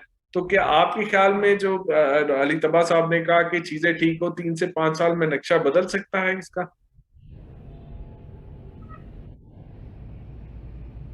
You need to unmute yourself. Sorry, can you guys hear me? So first of all, thank you, the CFA Society and Ali, for asking this question. You have posed so many questions together. So first, I think जिस तरह आरिफ साहब ने भी कहा कि timely decision, and अगर जो हमारे मुल्क का जो सबसे बड़ा issue, what I feel is whatever you just said, Mohammad Ali तातवा साहब ने भी कहा, is execution, right? हमें ये सब बातें पता हैं और मैं इसको कहता हूँ knowing doing gap, we know what to do, we know how to do it, but we don't do it, right? So basically सारा गेम आ जाता है execution का. सबके suggestions हमने बहुत अरसे से हम सुनते आ रहे हैं, ये सारी चीजें execution पे आके रुक जाती हैं काफी चीजें. तो I think मेरा जो perspective है जो I think थोड़ा सा different है कि of course you've heard the manufacturing led growth, right? What I am saying is that when you're talking about manufacturing led growth, which is East Asian model of past, right? It means you are addressing 20% of the GDP. When you are talking about services-led export and services-led growth, then you are in the group of 70% of the industrial world. So 70% GDP of the industrial world. So it's not about IT only, right? It's about, we have to change our, I would say, key and kernel of our economic vision needs to be services-led growth, right? Services-led exports. It can be IT, it can be biotech, it can be medicine, it can be finance, it can be business process outsourcing, it can be call center, it can be anything. So, and COVID has taught us, I think, what is services export? We are doing all the services from distance, right? So now distance learning, distance training, distance mentoring, distance services, which we are doing in IT, but all these services can be done. And there's a huge potential. You must have heard from all the politicians, and we all talk about that we have youth bulge and we have 30 years and 26 years of age and all those things, right? But how do we convert all these things to a talented resources is the key. Talent is the key, and it is doable. But again, what we do in haste, what I've been hearing, now we started hearing now, say, for example, I can give you an example of IT industry. We have done $2.1 billion IT exports last year. This year, we might touch 3 billion. Now we suddenly started talking about that we will do $15 billion in 2 years. Right? This is documented, right? So now once you give and throw up those numbers, it gives a non-serious attitude to the industry that it means we don't know what we need to do, right? So yeah, it is possible, but not in like 1 to 2 years. Maudri Tabasab said that everything requires some key steps that needs to be taken. As you said, like governance inefficiencies, how it can be done. If all these industries, if we are running on subsidies, what efficiencies we can bring through technology? It's a lot of potential. What productivity gains we can produce and make us competitive globally? That is, again, a lot of potential. So what I would say is, of course, I'm very optimistic.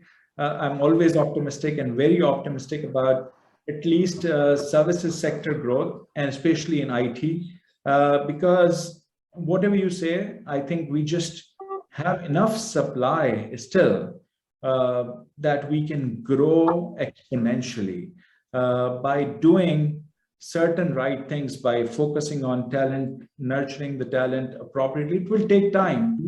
Don't take, it will be done like $10 billion next year, but potential is there. And manufacturing-led growth, as I said, like it can be like probably 10%, 20%. And we have, when you're talking about manufacturing-led growth, we have always talked about net exports, right? What is the net exports? Because they import a lot of things as well. For IT and services exports is purely 90-95% export, right? And we are exporting talent, right? So in my humble opinion, I think we need to do three things which are very important.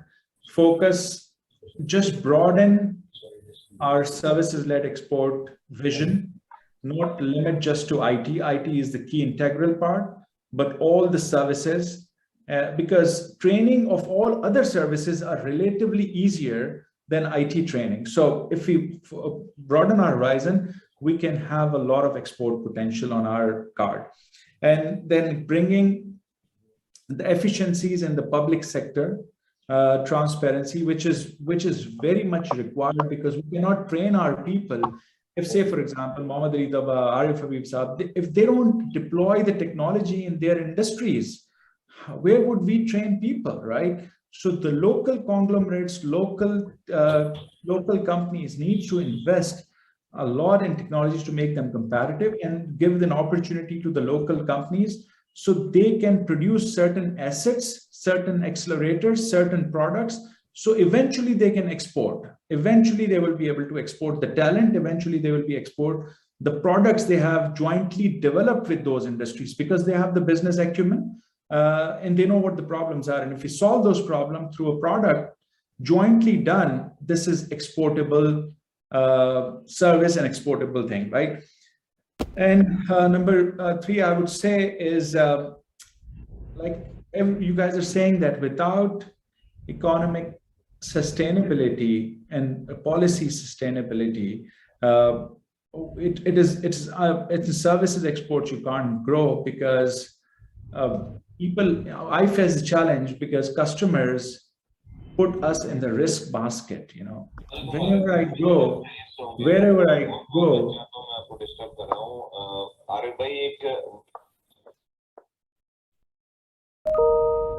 sorry, whenever and wherever I go into the client side, when I ask for the bigger order, like in the magnitude of thousands of people, like all Indian companies, they, like if you look at their client stratification in their annual reports, they start that how many $100 million recurring customers they have. And you will see they will list like from 35 to 75 customers are $100 million in a recurring revenue. What does it mean? It means they are getting orders for thousands of people. When we go and say, they say even our Pakistani diaspora, when we talk to them, which they are sitting there, they will say, no, it's Pakistan as a risk. We can't give you that much. We have to give 90% somewhere else. And yeah, we can give you 5-10% because we face this as a risk in the country, right? So unless and until we remove those hurdles, we can keep talking about it. Pakistan perception is very important. You can't grow services-led export. Manufacturing-led export is different, but services-led export, this is a key, essential, and integral part that we need to fix. Without that, of course, it's going to be challenging. We will keep growing 30-40%, but I think IT has a potential to grow in times versus just 30-40%. And again, the challenge you ask for us, like the big companies, that we can only grow through inorganic growth faster. So acquisition is must. Like unless and until we make an acquisition outside of Pakistan, we can do again serial growth by 20-30-40%, but growing in times require that you acquire talent, you acquire companies, and we all know the currency situation or the FX situation of a country. No matter whatever we bring, if we are not allowed to take anything outside of Pakistan, it's definitely going to be a huge challenge for the company to keep growing at the pace that we want to grow, and we will not be able to achieve our targets of the robust export growth. Last question that you asked about the startup bubble, I think we just started, to be honest. The last year was the golden moments for Pakistan where VCs have taken, like they were feeling the FOMO actually, right? Pakistan is the destination. We do not want to miss out of this opportunity and so on and so forth. And we have seen that. We 600 million plus pumped in. What happened?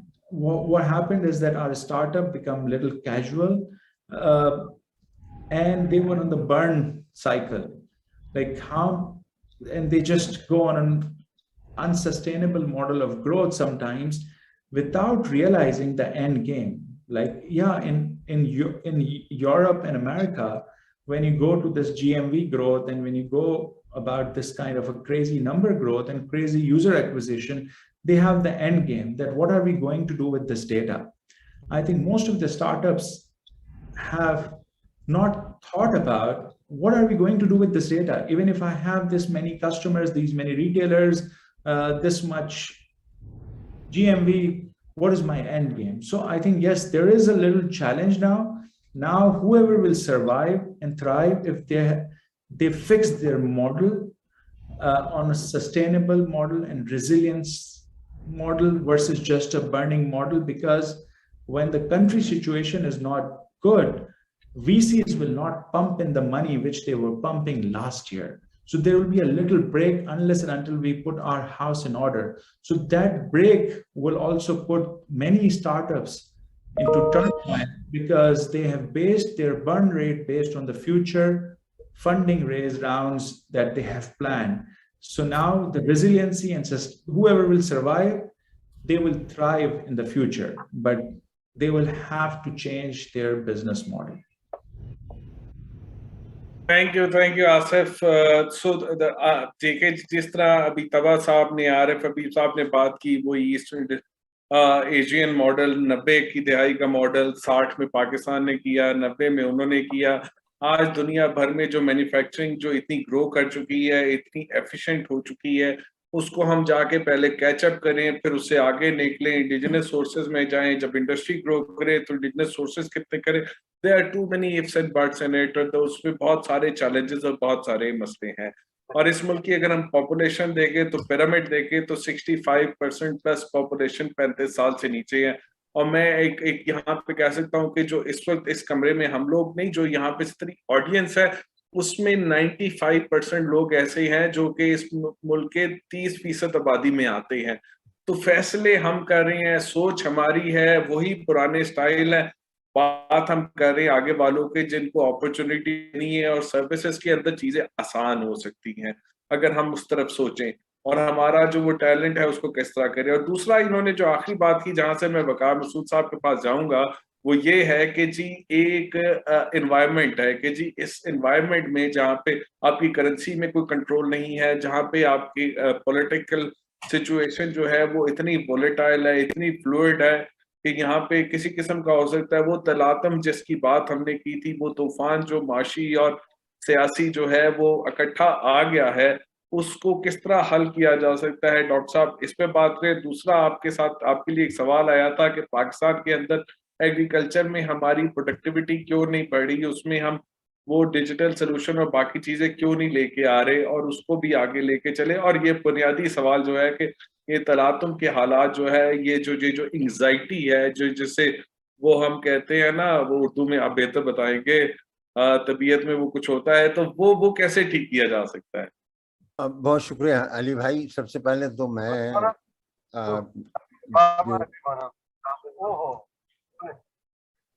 ये जी mute कर लें आप।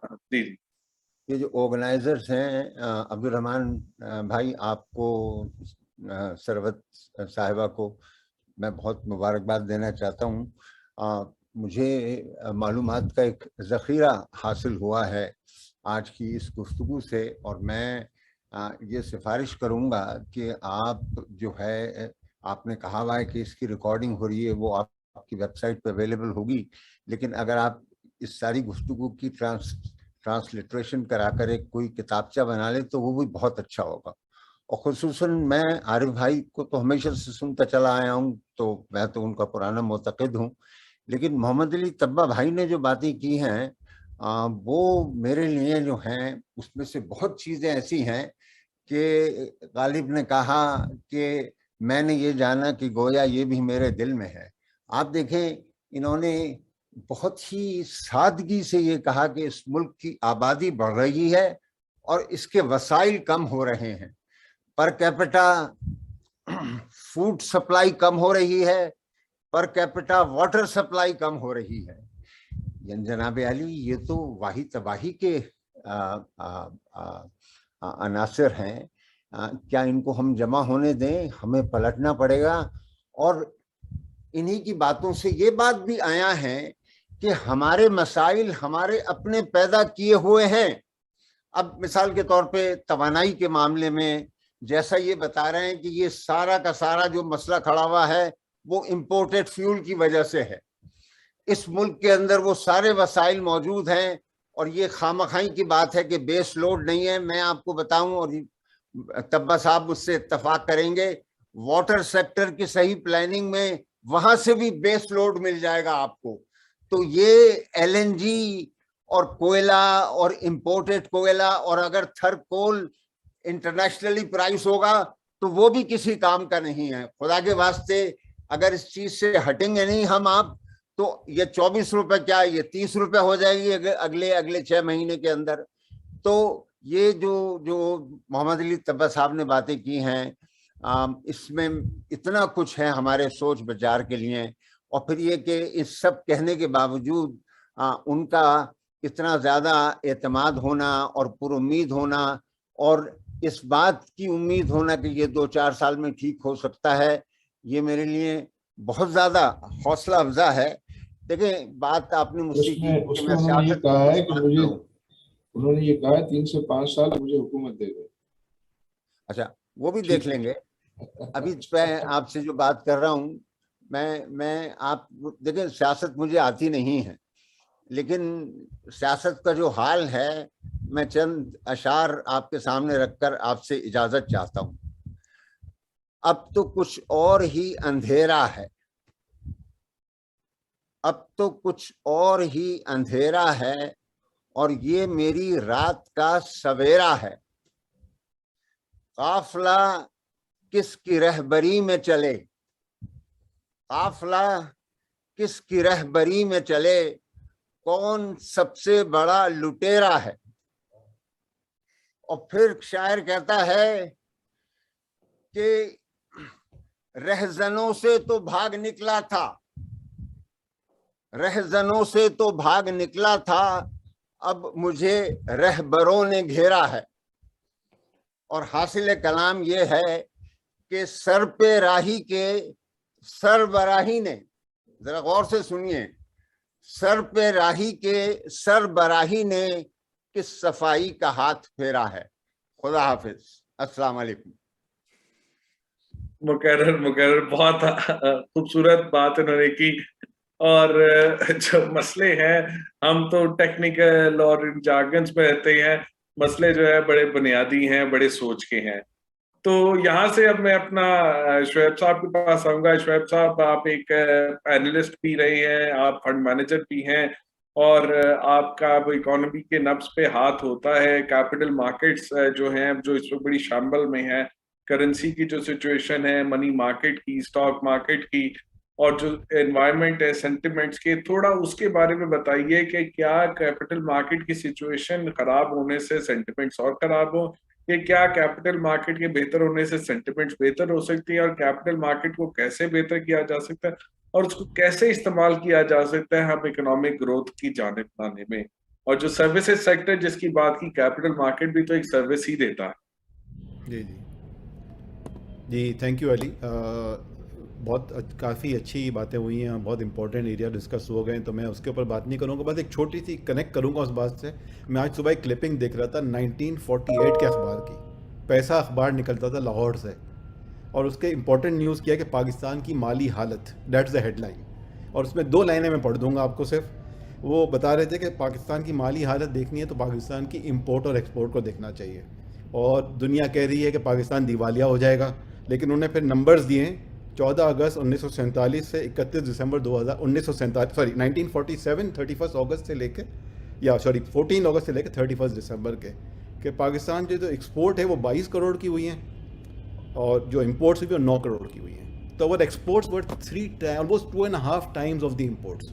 और ये बात आज भी हम यही बात कर रहे हैं, यानी 1947 से हम सब लोगों को पता है कि ये हमें अपनी एक्सपोर्ट्स को डॉलर पे डिपेंडेंट कम करनी है, हमने डॉलर्स कमा के लाने हैं, और हमने ये नहीं करना कि इंपोर्ट पे ज़्यादा खर्च करना है। अच्छा, just to remind you, many people on the audience will not know, बहुत यंग पॉपुलेशन भी आज यहाँ पे है, जैसे आपने कहा, जब पाकिस्तान बना था तो पाकिस्तान का एक्सचेंज रेट डॉलर से 1 था, यानी 1 रुपी वॉज इक्वल टू $1। आज हम 200 पे खड़े हैं। तो उस ज़माने में, यानी कि अब हम कहते हैं ना कि करेंसी कंपेटिटिव होनी चाहिए, तो इससे अच्छी कंपेटिटिव तो पाकिस्तानी करेंसी हो नहीं सकती थी कि 1:1 का रेशो था। तब भी हम 22 करोड़ डॉलर की 22 करोड़ रुपए है, ये रुपए नहीं, डॉलर नहीं है, 22 करोड़ रुपए की एक्सपोर्ट करते थे, और डॉलर भी वही हो गया क्योंकि 1:1 का रेशो था, और 9 करोड़ की इम्पोर्ट करते थे हम। तो बात ये है कि ये तो सबसे, हम अनफॉर्चुनेटली हमने जो एक चीज़, हमने पूरे माशरे के लिए बहुत बड़ा चैलेंज है कि we have always try to live beyond our means. पहला तो सबसे इम्पॉर्टेंट मैसेज हमारे लिए यही है कि जब तक अपने चादर देख के पाँव नहीं फैलाएंगे तो ये मसला रहेगा। और हमारी जो मोहम्मद अली साहब ने बड़ी अच्छी बात की कि हम पैचेस पे काम कर रहे थे, हमें IMF पैसे नहीं देता था तो हम सऊदी अरब चले गए, उससे कुछ पैसे ले लिए। मुझे याद है 98 में व्हेन आई वाज 88 में जब न्यूक्लियर टेस्ट हमने किया था तो उस वक्त पाकिस्तान के रिजर्व बहुत गिर गए थे and I was working for Pakistan Kuwait investment company there. तो मुझे याद है कि कुवैत से हमने अरेंज करके $500 मिलियन पाकिस्तान को दिए थे रिजर्व पूरे करने के लिए। उस वक्त $500 मिलियन भी बहुत होता था पाकिस्तान के लिए। हमने वो आदत आज तक नहीं छोड़ी है। अब वही बात है कि अगर IMF नहीं दे रहा तो सऊदी अरब से जाके पैसे मांग लिए, सऊदी अरब नहीं दे रहा तो चाइना से जाके मांग लिए, लेकिन ये मांगिया पे कब तक गुजारा करेंगे। तो आज हमारी सिचुएशन जो अभी बात हो रही है कि इकोनॉमिक सिचुएशन ऐसी हो गई है कि तकरीबन हमारे इस वक्त जो डोमेस्टिक डेट है उस पर 4 ट्रिलियन की हमारी सिर्फ इंटरेस्ट एक्सपेंस है at the current exchange rate, current interest rate. Out of 6 trillion की हम बात जो कर रहे हैं कि हम टैक्स रेवेन्यू करेंगे तो 4 ट्रिलियन तो सिर्फ इंटरेस्ट पेमेंट है, डेट की रीपेमेंट की बात नहीं हो रही, अभी प्रिंसिपल की रीपेमेंट की बात नहीं हो रही। सिमिलरली जो गवर्नमेंट डेट है वो $100 बिलियन है, टोटल डेट तो हमारा $128 बिलियन के करीब पहुंच गए। $100 बिलियन है, आप 5% एक रेट पकड़ लें उसके ऊपर 5% है तो आपको जो है ना $5 बिलियन तो आपको सिर्फ इंटरेस्ट की पेमेंट उसकी साल की करनी है। तो जस्ट इमेजिन कि कहाँ हम खड़े हैं। अच्छा, जो इससे अगर मैं बात करूँगा 2 इंपॉर्टेंट चीज़ों की, कि एक हम बात करते हैं ना कि वो अगर आप नेट इंपोर्ट्स की बात की, आसिफ पीर ने ही बात की कि नेट एक्सपोर्ट्स क्या है हमारी, और हम सब समझते हैं कि अगर रॉ मटेरियल अगर इंपोर्ट करेंगे, अगर ऐसा रॉ मटेरियल इंपोर्ट करेंगे जिससे एक्सपोर्ट बढ़े तो there is no harm in it. Unfortunately हमारे पास ये रॉ मटेरियल पाकिस्तान में मौजूद है, this is the manpower of this country. हम ये देखें, ये रिन्यूएबल भी है साथ में, यानी ये कि पॉपुलेशन ब्रीड मोर पॉपुलेशन, हमारा पॉपुलेशन ग्रोथ रेट भी अच्छा है। तो ये जो ह्यूमन रिसोर्स है ना, जब तक इसको हम अच्छी तरह यूटिलाइज नहीं करेंगे ना तो unfortunately we can not continue to kind of survive, number 1। दूसरी बात ये, अगर आप देखें एक्सपोर्ट्स की बात करें, अगर हम देखें कि एक्सपोर्ट्स में हमारी इंडिया की जो सर्विसेज की एक्सपोर्ट है $250 बिलियन है। अगर हम कुछ पैरामीटर्स पे Pakistan is 1/10 of India in terms of population और इकोनॉमी और साइज, कुछ पैरामीटर तो 1/7 है। हम सीधा हम पकड़ लें कि हम 1/10 भी पकड़ लें अगर, तो $250 बिलियन की अगर इंडिया सर्विसेज की एक्सपोर्ट करता है तो हमारी उस पैमाने पे कम से कम $25 बिलियन तो सिर्फ हमारी सर्विसेज की एक्सपोर्ट होनी चाहिए, और हमारी टोटल एक्सपोर्ट पिछले साल 25-26 बिलियन डॉलर थी। तो ये एक ज़रूरत है हमें अपने आप को ठीक करने की। और उसके एक साथ एक तो ये बात होगी जो आप कैपिटल मार्केट का जो आपका एक्चुअल सवाल था, अनफॉर्चुनेटली हमारा जो मुल्क के और गवर्नमेंट का और पब्लिक सेक्टर का हाल है वही हमारा अपना भी पर्सनली भी हाल है। हमारी जो saving rate in the country है वो 14 to 15% है। और मैं एक रिसर्च की थी रिसेंटली, तो मैंने देखा था कि 1990 तक पाकिस्तान और इंडिया की जो सेविंग रेट था वो बराबर था, बहुत ही क्लोज, 1-8% ऊपर नीचे होता था। Then in the last 30 years we have completely lost the way, वो चले गए 34% पे, 32 to 34% सेविंग पे, हम वही 14-15% पे खड़े हैं। हमें अपनी सेविंग को इंक्रीज़ करने की ज़रूरत है, और वो ज़रूरत है उसके लिए एजुकेशन। तो मेरे ख्याल में तो जो सबसे इम्पॉर्टेंट सोल्यूशन है वो एजुकेशन है, लोगों में सेविंग हैबिट्स डालनी चाहिए, लोग सेव करें। और दूसरी अपने जो पॉपुलेशन है, जो ह्यूमन रिसोर्स है, जो कि रिन्यूएबल भी है, जो कि जिसमें रॉ मटेरियल भी आपको बाहर से नहीं चाहिए, वो ज़रूरत है हमें कि इन लोगों को हम तैयार करें ताकि ये जो है ना सर्विसेज सेक्टर की एक्सपोर्ट्स को, ग्रोथ को बढ़ा सकें। हमने हमेशा फोकस किया है, पिछले 1-2 साल को अगर छोड़ दें तो वो हमारी मैन्युफैक्चरिंग पे किया है, विच इज़ फाइन, बहुत अच्छी बात है। मैन्युफैक्चरिंग पे एक्सपोर्ट पर ही बढ़नी चाहिए। अगेन वही बात है कि आप कुछ रॉ मटेरियल लेंगे, कुछ रॉ मटेरियल जैसे फॉर एग्जांपल मोहम्मद अली करते हैं कि सीमेंट का रॉ मटेरियल पाकिस्तान में अवेलेबल है, कुछ काफ़ी हद तक तो वो यहाँ से सीमेंट बनाते हैं, एक्सपोर्ट करते हैं, विच इज़ गुड। अगर आपको इम्पोर्ट भी करना पड़े तब भी ठीक है। बात यह है कि हमारी डोमेस्टिक ग्रोथ जो है ना, डोमेस्टिक इकोनॉमी को ग्रो करने की ज़रूरत है, और साथ साथ एजुकेशन को ठीक करने की ज़रूरत है। अगर मैं थोड़ा सा एक और फर्दर बात कहूँ तो अगर आप देखें फ्रॉम सेविंग हैबिट्स, तो अगर आप म्यूचुअल फंड्स के हवाले से बात करें तो पाकिस्तान में और इंडिया का अगर एक कंपैरिजन वहाँ भी कर लें तो इंडिया में आउट ऑफ एवरी 10,000 पीपल 800 लोग म्यूचुअल फंड में इन्वेस्ट करते हैं। 800 लोग out of every 10,000 people. Pakistan में आउट ऑफ एवरी 10,000 पीपल 18 लोग इन्वेस्ट करते हैं। तो ये आप देखें कि ये सेविंग की अपॉर्चुनिटीज़ हैं, हम सबको इस पर मेहनत करने की ज़रूरत है, अपॉर्चुनिटीज़ क्रिएट करने की ज़रूरत है, और लोगों में सेविंग हैबिट डालने की ज़रूरत है। हम ये 14-15% डोमेस्टिक सेविंग पे हम नहीं ग्रो कर सकेंगे, हमें इसको 30% पे ले जाना है। चाइना 40% सेविंग पे जा चुका है, इंडिया बांग्लादेश 33-34% पे हैं। जब तक ये स्ट्रक्चरल इशूज़ हैं इनको हम ठीक नहीं करेंगे ना तो हमारी सिचुएशन ख़राब होती जा रही है, और अभी सूरत हाल पे आ गई है कि यहाँ से इसको रिवाइवल करना बहुत मुश्किल है। क्योंकि हमारे ऊपर जो लाइबिलिटीज़ हैं, डेट है, वो इतना बढ़ चुका है कि असल में सबसे पहली तो बात यह है ना कि हम अपनी जो डेफिसिट्स को ख़त्म करें, चाहे हमारा करंट अकाउंट डेफिसिट जो ट्विन डेफिसिट है हमारा, इसको ख़त्म करें, प्राइमरी डेफिसिट को ख़त्म करें। और आईएमएफ का प्रिस्क्रिप्शन जो है ना, बात यह है कि हम डंडे के ज़ोर पे ही चलते हैं अनफॉर्चुनेटली। तो उसमें आईएमएफ की कुछ चीज़ें अच्छी भी हैं कि वो आपको डिसिप्लिन लाने की करते हैं, ये हमें, और ये डिसिप्लिन अनफॉर्चुनेटली हमारे यहाँ इकोनॉमिक मैनेजर्स हैं, वो आता नहीं है जब तक वो डिसिप्लिन लाया नहीं जाए, इंपॉर्टेंट डिसिप्लिन ना हो। तो कुछ चीज़ें इंपॉर्टेंट ख़राब है, लेकिन मेरे ख्याल में ये इंपॉर्टेंट चीज़ अच्छी है कि डिसिप्लिन है। हम देखें दुनिया से बहुत सारी चीज़ें सीखने की भी हैं। तो ये जो है ना कि डिसिप्लिन है, एजुकेशन है, ये सब चीज़ों को वो अनफॉर्चुनेटली हम कहते हैं कि एजुकेशन को डोमेस्टिक कर देंगे, बाहर के जो एजुकेशन सिस्टम है वो अच्छे नहीं है, उसमें डॉलर चले जाते हैं हमारे। ये माइंडसेट हमारा जो है ना बड़ा गलत है। हमें इसको, ये रॉ मटेरियल है, हमारे मुल्क की पॉपुलेशन जो रॉ मटेरियल है, इसको यूज़ करना है और अपनी इकोनॉमी को ग्रो करना है। I will stop here, thank you. Thank you जी, ये बड़ी आपने अच्छी बात की। अच्छा, ये जो आप सेविंग्स की बात कर रहे हैं, इसमें थोड़ा सा हमें ये भी देखना चाहिए कि हमारे यहाँ इनफॉर्मल सेविंग्स कितनी होती है, हमारे यहाँ इनफॉर्मल इकोनॉमी का साइज कितना है, हमारे यहाँ कितने लोग जो है वो रियल एस्टेट में इन्वेस्ट करते हैं और रियल एस्टेट की वैल्यू जो डॉक्यूमेंट होती है वो असल में क्या होती है, हमारे यहाँ कितने लोग जो होते हैं किसी दोस्त के पास अपने उसके कारोबार में इन्वेस्ट कर देते हैं, एसएमईज में कौन कितने कारोबार है जिसमें कोई फैमिली एंड फ्रेंड्स इन्वेस्ट करते हैं और वो क्या वो सेविंग्स नहीं होती, क्या उसको आप वो नहीं काउंट करते। लेकिन ओवरऑल नेशनल लेवल पे हम देखें तो आपने बात की कि हम जो है हमेशा से वो कर्ज की पीते थे मैं, और समझते थे कि रंग लाएगी हम वो जो है, अब शेर में तैचे नहीं, बट के मतलब कभी तो हम ये इससे खुश हो पाएंगे। लेकिन 1947 से 2022 आ गया और हमें ये 70 साल 75 साल ऐसे चलते रहे हैं, तो क्या हम ऐसे ही चलते रहेंगे या कहीं पे कोई हार्ड स्टॉप आएगा? ये सवाल हम सबको नहीं, ये हम सबको इसका जवाब नहीं पता, ये वक्त ही बताएगा। क्योंकि ये क्राइसिस हम कई दफा देख चुके हैं, पॉलिटिकल क्राइसिस इस वक्त चूंकि खौफनाक किस्म का है और लोगों में बड़ी सख्त किस्म की एक डिवाइड आई हुई है, लोगों में एक स्टेटस को के अंदर बड़ी रिजेंटमेंट है, लोगों के अंदर 80-90 की दहाई से जो इस मुल्क के अंदर जो पॉलिटिक्स की ट्रांजेक्शन हुई इसमें बड़ी सख्त मुखालफत है और उसमें खान साहब एक टॉर्च बियरर बन के आए हुए हैं। लेकिन खान साहब ने जो अपने टाइम पे भी बहुत सारी गलतियां की, बहुत सारे मसले रहे, तो वो भी हमें सबको चीजों का पता है। लेकिन इसको इससे निकालना कैसे, आगे कैसे चलना है, ये चीज है कि हमें अपने माइंडसेट को कैसे चेंज करना है, ये सवाल हमारे पास इसका कोई जवाब नहीं है। क्या इसको हार्ड सेट होना है या हम एक हार्ड सेट की तरफ जा रहे हैं? हार्ड सेट कितना तकलीफ दे होता है, शॉर्ट ऑफ हार्ड सेट हम कैसे ला सकते हैं चीजों को। पर मेरे ख्याल में जो इस वक्त हमें ज्यादा फोकस चाहिए, जो इस वक्त चीजों को चाहिए कि हमारी जो इनफॉर्मल इकोनॉमी का पार्ट है उसको कैसे फॉर्मल से जोड़ा जाए, ये एक बुनियादी मेरा सवाल है हमारा। हमारे यहाँ जो करेंसी सर्कुलेशन इतनी बड़ी हुई है, हमारे यहाँ जो हर बिजनेस अनडॉक्यूमेंटेड है, अली तबा साहब, आरिफ हबीब साहब बिजनेस करते हैं, मेरे जो दोस्त है वो बिजनेस करते हैं, इतने बड़े नहीं बीच में भी हैं, उनका सारा घर का खर्चा जो है कैश पे चलता है, जो करोड़ों में निकलता है वो कैश पे चलता है। वो कैश कहाँ से जनरेट होता है?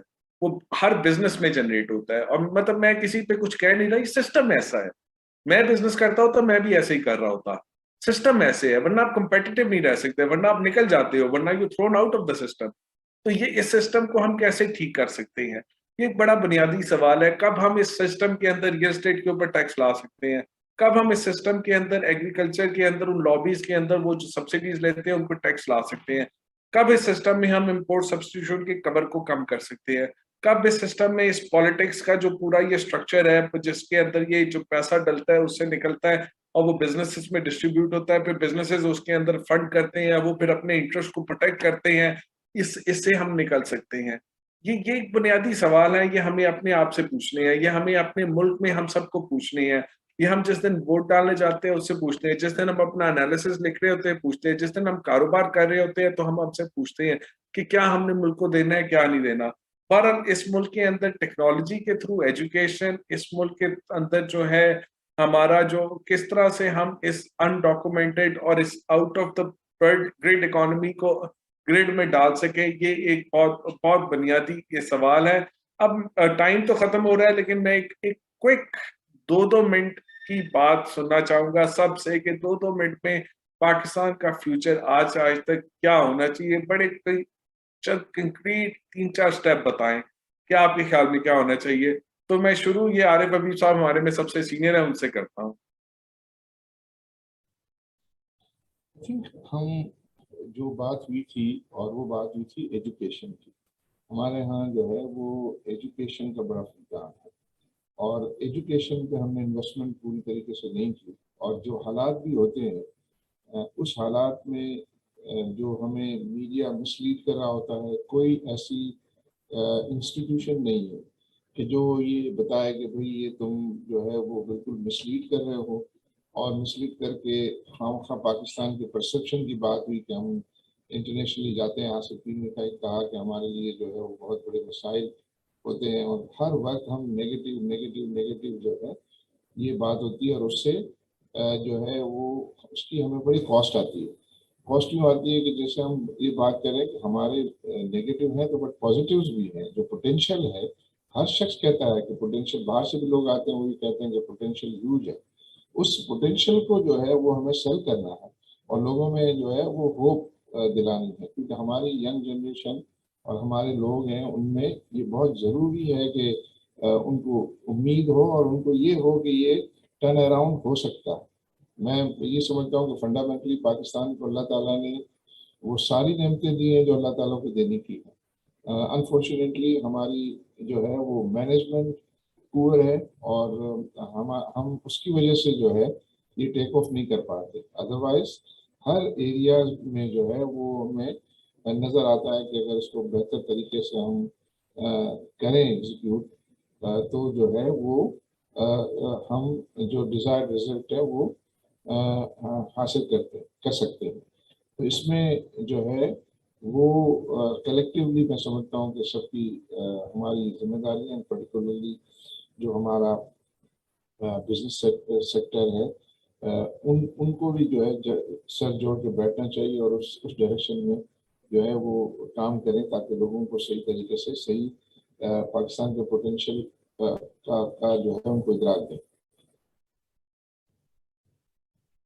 Thank you. तो एजुकेशन और ये जो है कि इसके ऊपर इस पे किया जाए, बिल्कुल आपने ठीक कहा। अली तबा साहब, अब आप थोड़ा बताएं 2 मिनट में अंदर के क्या चीजें किस तरह होनी चाहिए। भाई जो आपकी जो इकोनॉमिक डिसीजन है ना, अगर वो पॉलिटिशियन से हटा के किसी और को दे दे तो आपका मुल्क 5 साल में ठीक हो जाएगा, आपको मैंने बताया है। नंबर 1। नंबर 2, आरिफ भाई ने कहा बहुत पोटेंशियल है, हर सेक्टर में potential, agriculture, mining, IT, textile, मतलब you name it and it's there. Trust me, this country can grow at 10% and more if we do structural reforms जो मैंने आपको पहले अपनी उसमें फर्स्ट उसमें बताया था आपको मैंने राउंड में। अगर ये चीजें आप कर लें, this country can grow at 10% and beyond. You can become the economic horsepower of the region. But if you don't do,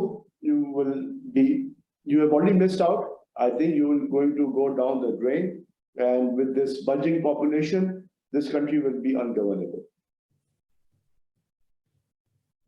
बिल्कुल जी, this country will be unbearable, there is no question about that कि जिस रास्ते पे हम जा रहे हैं ये एक दिन आ जाएगा, ना हमारे पास पानी होगा, ना खाना होगा, ना बिजली होगी और एक दूसरे को साथ जो लड़ रहे होंगे ये लोग, और बहुत ही खतरनाक किस्म की सिचुएशन होगी वो जिस दिन होगी। और दूसरा आपने बिल्कुल ठीक बात की, इसमें पोटेंशियल बहुत है।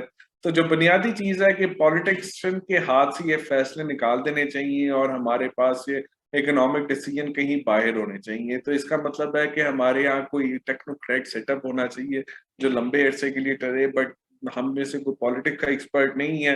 बट जो आप बात कर रहे हैं कुछ इसी तरफ कह रहे हैं कि जिसको भी हम उठाएंगे वही करेंगे, दूसरे करेंगे, cut the all out, set the country in order, let the new polity come. Absolutely. Shoaib साहब आपके पास आऊंगा, फिर मैं आसिफ के पास।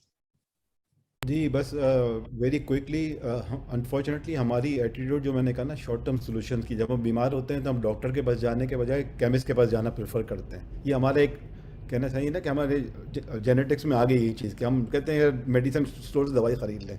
यही हो रहा है अनफॉर्चुनेटली इस कंट्री में कि कोई प्रॉब्लम होता है हम शॉर्ट टर्म सोल्यूशन देखते हैं जो स्ट्रक्चरल है। सर्जरी की ज़रूरत आ गई, अब हमें सर्जरी करानी पड़ेगी, सर्जरी करा के ICU में आना पड़ेगा, ICU में स्टेबल होना पड़ेगा, फिर हम जाके ठीक हो सकेंगे। तो एक तो बोल्ड डिसीजन है वो लेने होंगे। बोल्ड डिसीजन लेने के लिए जो बात हो रही है कि भाई I don't know and people may criticise me for this कि is democracy the right model for us, I don't know. क्योंकि हम देखते हैं कि हम ही तो 22 करोड़ अवाम है ना, हम ही इन लोगों को सिलेक्ट करके लाते हैं। क्यों हर दफ़ा मतलब उसके बाद रिजल्ट क्यों नहीं आते? या तो हमारे में सिलेक्शन में कोताही है या उन लोगों में कोताही है। अब मुझे नहीं पता कि दोनों में से क्या चीज़ गलत है, उस चीज़ को ठीक करने की ज़रूरत है। बाकी जो मैंने पहले कहा, 2 इंपॉर्टेंट चीज़ें हैं हमें, ज़ाहिर है एक सेविंग्स बढ़ाने की बहुत ज़रूरत है और एक एजुकेशन की बहुत ज़रूरत है। अपनी जो मैन पावर है उसको यूटिलाइज़ करें, इंशाल्लाह बहुत पोटेंशियल है, बहुत अपॉर्चुनिटी है। $250 बिलियन अगर हम इंडिया कर सकता है तो हम 25 से $50 बिलियन सर्विसेज की एक्सपोर्ट क्यों नहीं कर सकते? Thank you.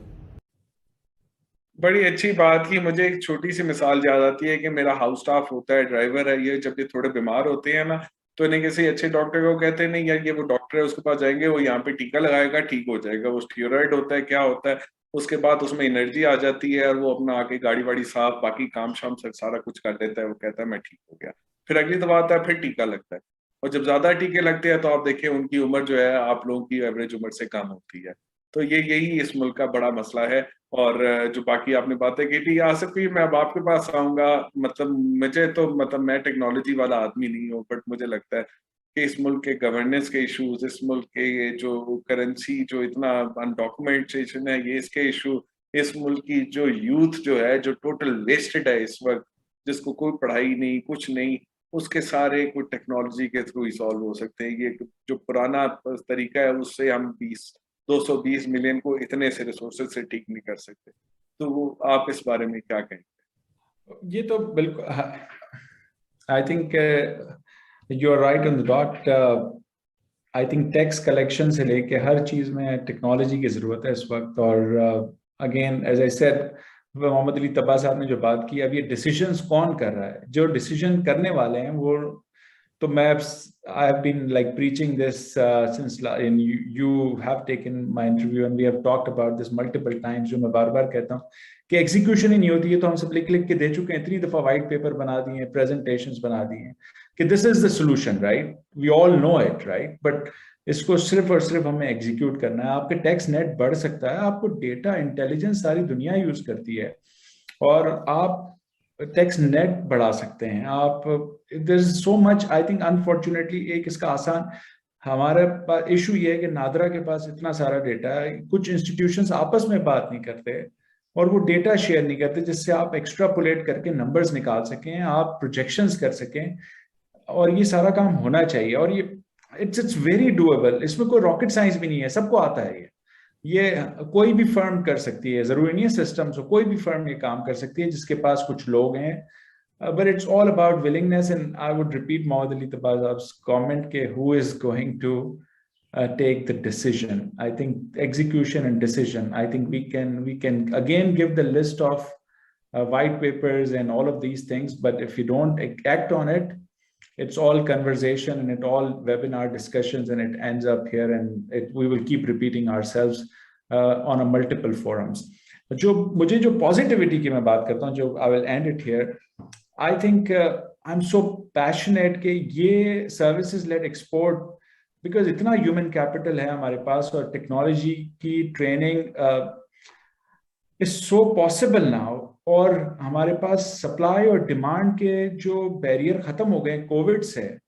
I think it's a huge opportunity. Pre covid there was a different mindset, post covid it's a very different mindset, because now distance and remote is 100% acceptable in every country, wherever previously it was not acceptable। नहीं, आपको आके ये करना है, ये करना है, face to face चाहिए हमें, आप ट्रैवल करके आए, आपको वीजा चाहिए, वो जो हमारे एक्सक्यूजेस थे वो सब खत्म हो गए हैं। वीजे के एक्सक्यूजेस भी खत्म हो गए हैं, यू नो, जाने के भी एक्सक्यूज, लर्निंग के भी, सप्लाई के भी, डिमांड के भी।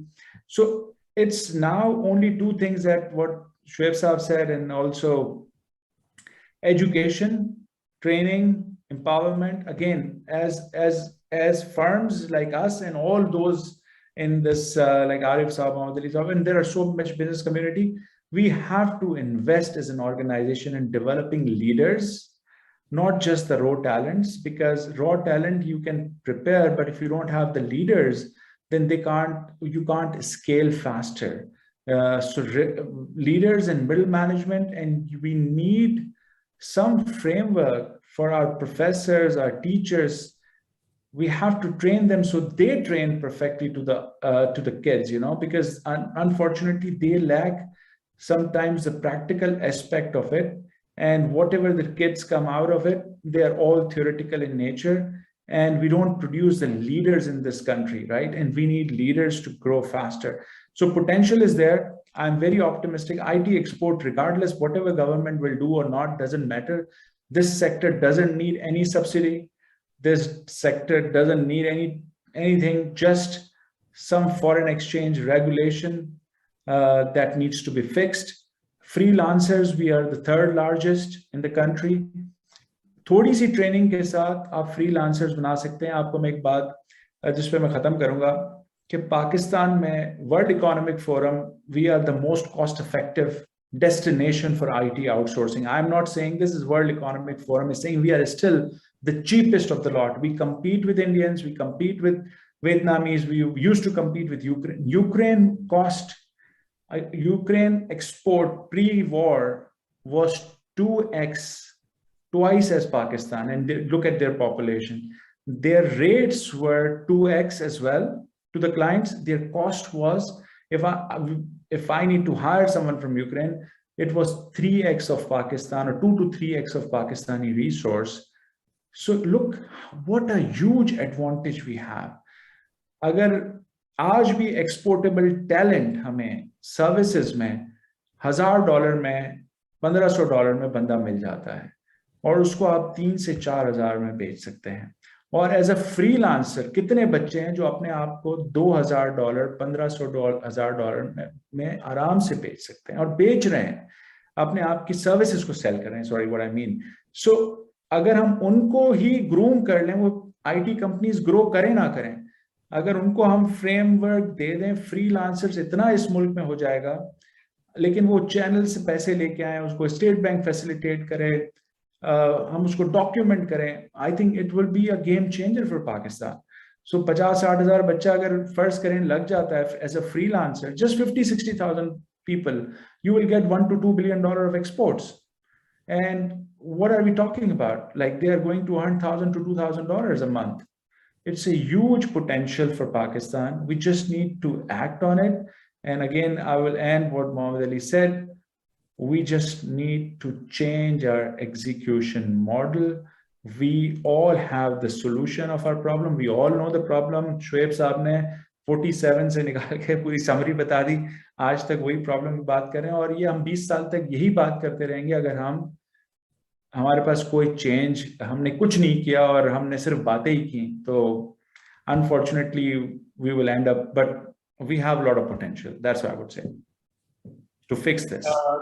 Thank you, Asif. और अगर हम सब की बात को अगर देखें तो this is what we need to change the execution model. We need to this country is being run. We need to take the economy out of the hand of the politician. We need to take the decision out of the rent seekers or the whole system where these rents are entrenched.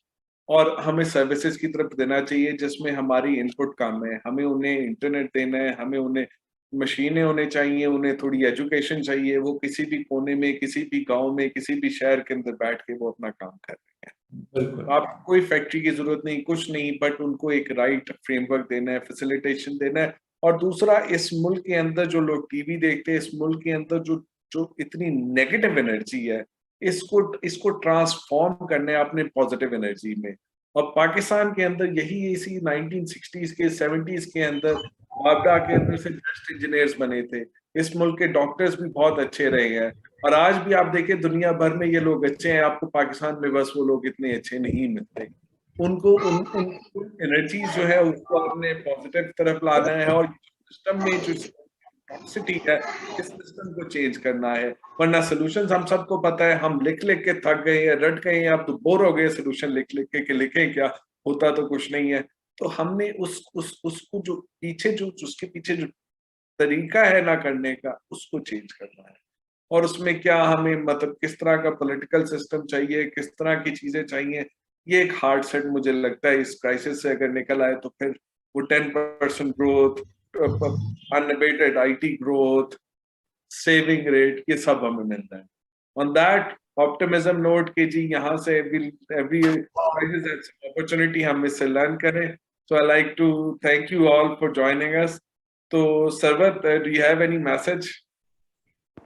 G, thank you so much. I wanted to just let you know, thank you everyone for joining. It has been an extremely interesting session and you have extremely good feedback. We request all of you to please share your feedback through this form. You can scan the QR code or in the chat box, please post the link. So that's all I have to say. Thank you all of you for being here today. And it has been an amazing session. Thank you. Thank you. Thank you, everyone. Thank you. Thank Allah you. Hafiz. Allah Thank you. Hafiz. Thank you. Allah Hafiz.